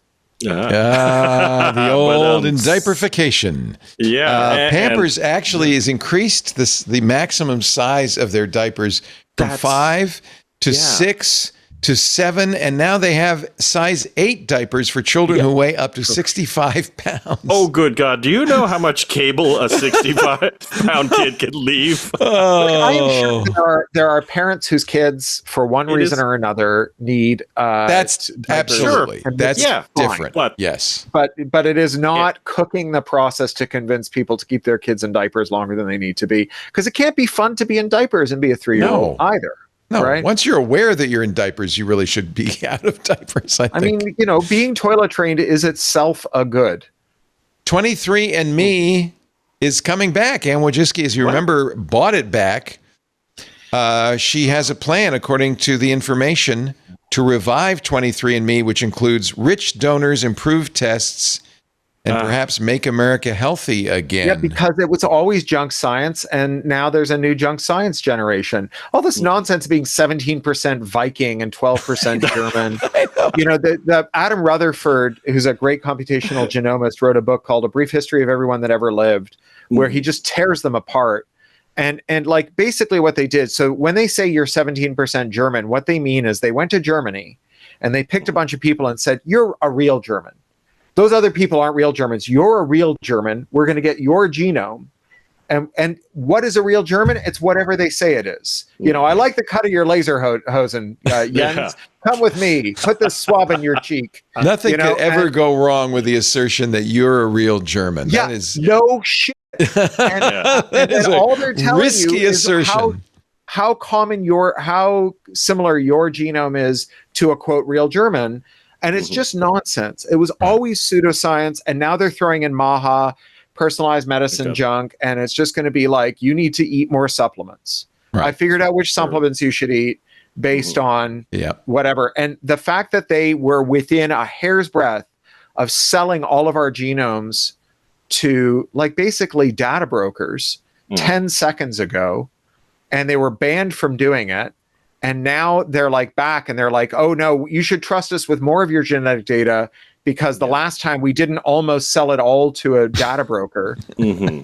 I mean, and the worst part of this is that it's non-consensual, right? Like my parents did 23andMe, so my genome is in 23. That's right. That's right. That's right. And of all their and a lot of their relatives as well. Exactly. Yeah, my daughter. And because they have didn't made- Gattaca end nicely? We do live in the future. They have taken a bunch of human neurons and they have taught it to play Doom. Which just shows you that we are just hardwired to kill Nazis. Australian that's Wolfenstein. That's Wolfenstein. Doom is demons. Doom is Alien demons. It's pretty much the same thing. Same thing. Biotech outfit Cortical Labs has shown off its CL1 biological computer. 200,000 living human neurons grown on a microelectric electrode array, playing Doom. Not playing it well. Don't be confused about about that. Wait, so we trapped a human in hell and gave it a gun, is what we did. Well, I was about to say I can play Doom and do other things. You know. So my wife was the first woman to play Quake? esports internationally, and she played Quake for England. So Yeah, Quake her for neurons England. would probably be very good for this. Yes. According to Cortical, the performance of the 200,000 cells resembles a complete beginner who has never seen a keyboard, mouse, or indeed a computer before. So they are sending random signals. It's They just have a chip random. that sends It's just signals random to a trash. program. Yeah. But Wow. 10% of Firefox crashes are caused by bit flips. I saw that. That's really interesting. Yeah. This is Gabriel Svelto writing on Mastodon. A few years ago, I designed a way to detect bit flips in Firefox crash reports. Last year, we deployed an actual memory tester that runs on user machines after the browser crashes. Today, I was looking at the data that comes out of the tests. I'm now 100% positive the heuristic is sound, and a lot of the crashes we see, this is why this is important, are from users with bad memory or similarly flaky hardware. For a long time, Linus Torvalds said, you need ECC RAM. You should not be using normal RAM, error-correcting RAM. If 10% of the time your browser crashes is because your memory has a bit flip, that's not good. No. But that's the case. shouldn't have bought that Temu RAM. Well, my wife asked me last night, Temu stuff, is that good? I said, well... I just saw that with the price of oil going up. Someone tweeted this. With the price of oil going up, it'll be cheaper to buy clothes on Temu and extract the oil from them. Turn that polyester into gas for your car. Yeah, for a while, actually, somebody was importing marshmallows from Mexico to melt it down to get the corn syrup from it. Long chain Wow. poly. Because it was just cheaper. It's now easier to make cough syrup out of meth than meth out of cough syrup. Yeah. Seagate has now unleashed 44 terabyte hard drives. All right. A single That's great. 3.5-inch drive. The technology behind it is appropriately named HAMR, heat-assisted magnetic recording. I don't know if heat-assisted magnetic recording sounds like a good idea. Talk about bit flips. 44 terabytes on a single hard drive. Wait, can you actually buy exciting. those, or are they all going to data centers? Well, They're all going to hyperscalers. hyperscalers. They're going to my client. But they see that's what's interesting because of the demand for storage and memory. I think you're going to see some innovations that maybe will trickle down to us in a few years when the whole thing collapses. I don't know. Absolutely. In fact, I am my current client. Actually, I got hired by a friend of mine and Corey's, actually an original SteelBridge employee, Mike Bloom. Oh, cool. Oh, say hi to Mike. All right. He's at Hammerspace. That's the name of the place. It's large-scale AI data storage. Well, there you go. And use Hammer drives. Yeah, and basically I am he vibe coded an MCP service for it, and I am fine-tuning it. They say 100 terabyte drives are on the way. Mike and I worked at a web hosting company together, and I used to have to go wake him up because he would sleep in and there would be crashes, and I would have to ride my bicycle over to his place and wake him up to get him to come in and fix the computers. So I think that we are now at the 3-hour mark. This might be a good time to call it. All right. Cory Doctorow, you have been a champ. No, thank you. Thanks for having me back on, Joe. It's great to see you. Corey, fantastic seeing you as well. I thought this would be so much fun to put you two together. Yeah. And I was not wrong. Yeah. Awesome. We'll have to do it in meat space sometime, though. Yeah. Although not in Florida, man. Well, somewhere we'll figure out something. Yeah. Cory is at pluralistic.net. There is a link on the page to his upcoming appearances if you want to see him. He's going to be in San Francisco on Wednesday with Cindy Cohen for the launch of her new book, Privacy's Defender. Cindy will be joining us 3 days later on Friday, 2 days later, March 13th.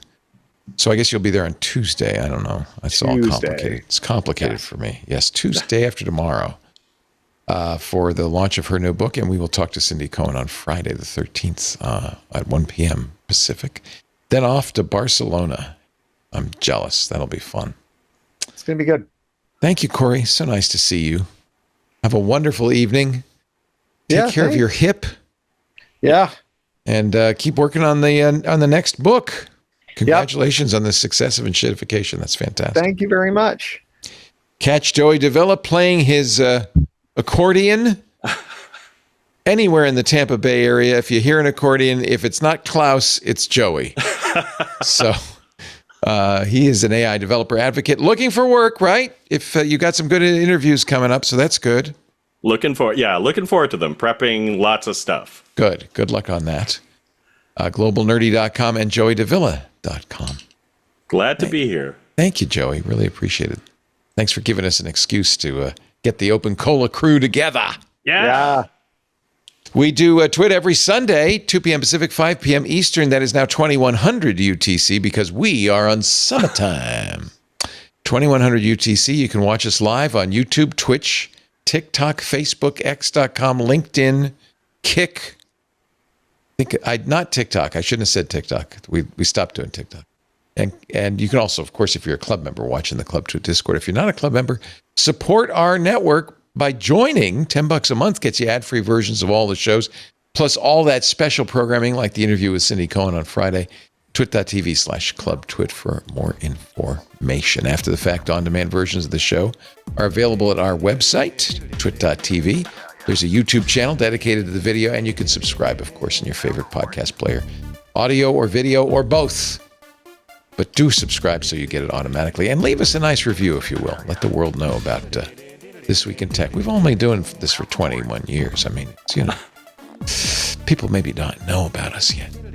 Thanks for joining us, everybody. Have a great week. We'll see you next time. Another Twit is in the can. This Bye-bye. is amazing.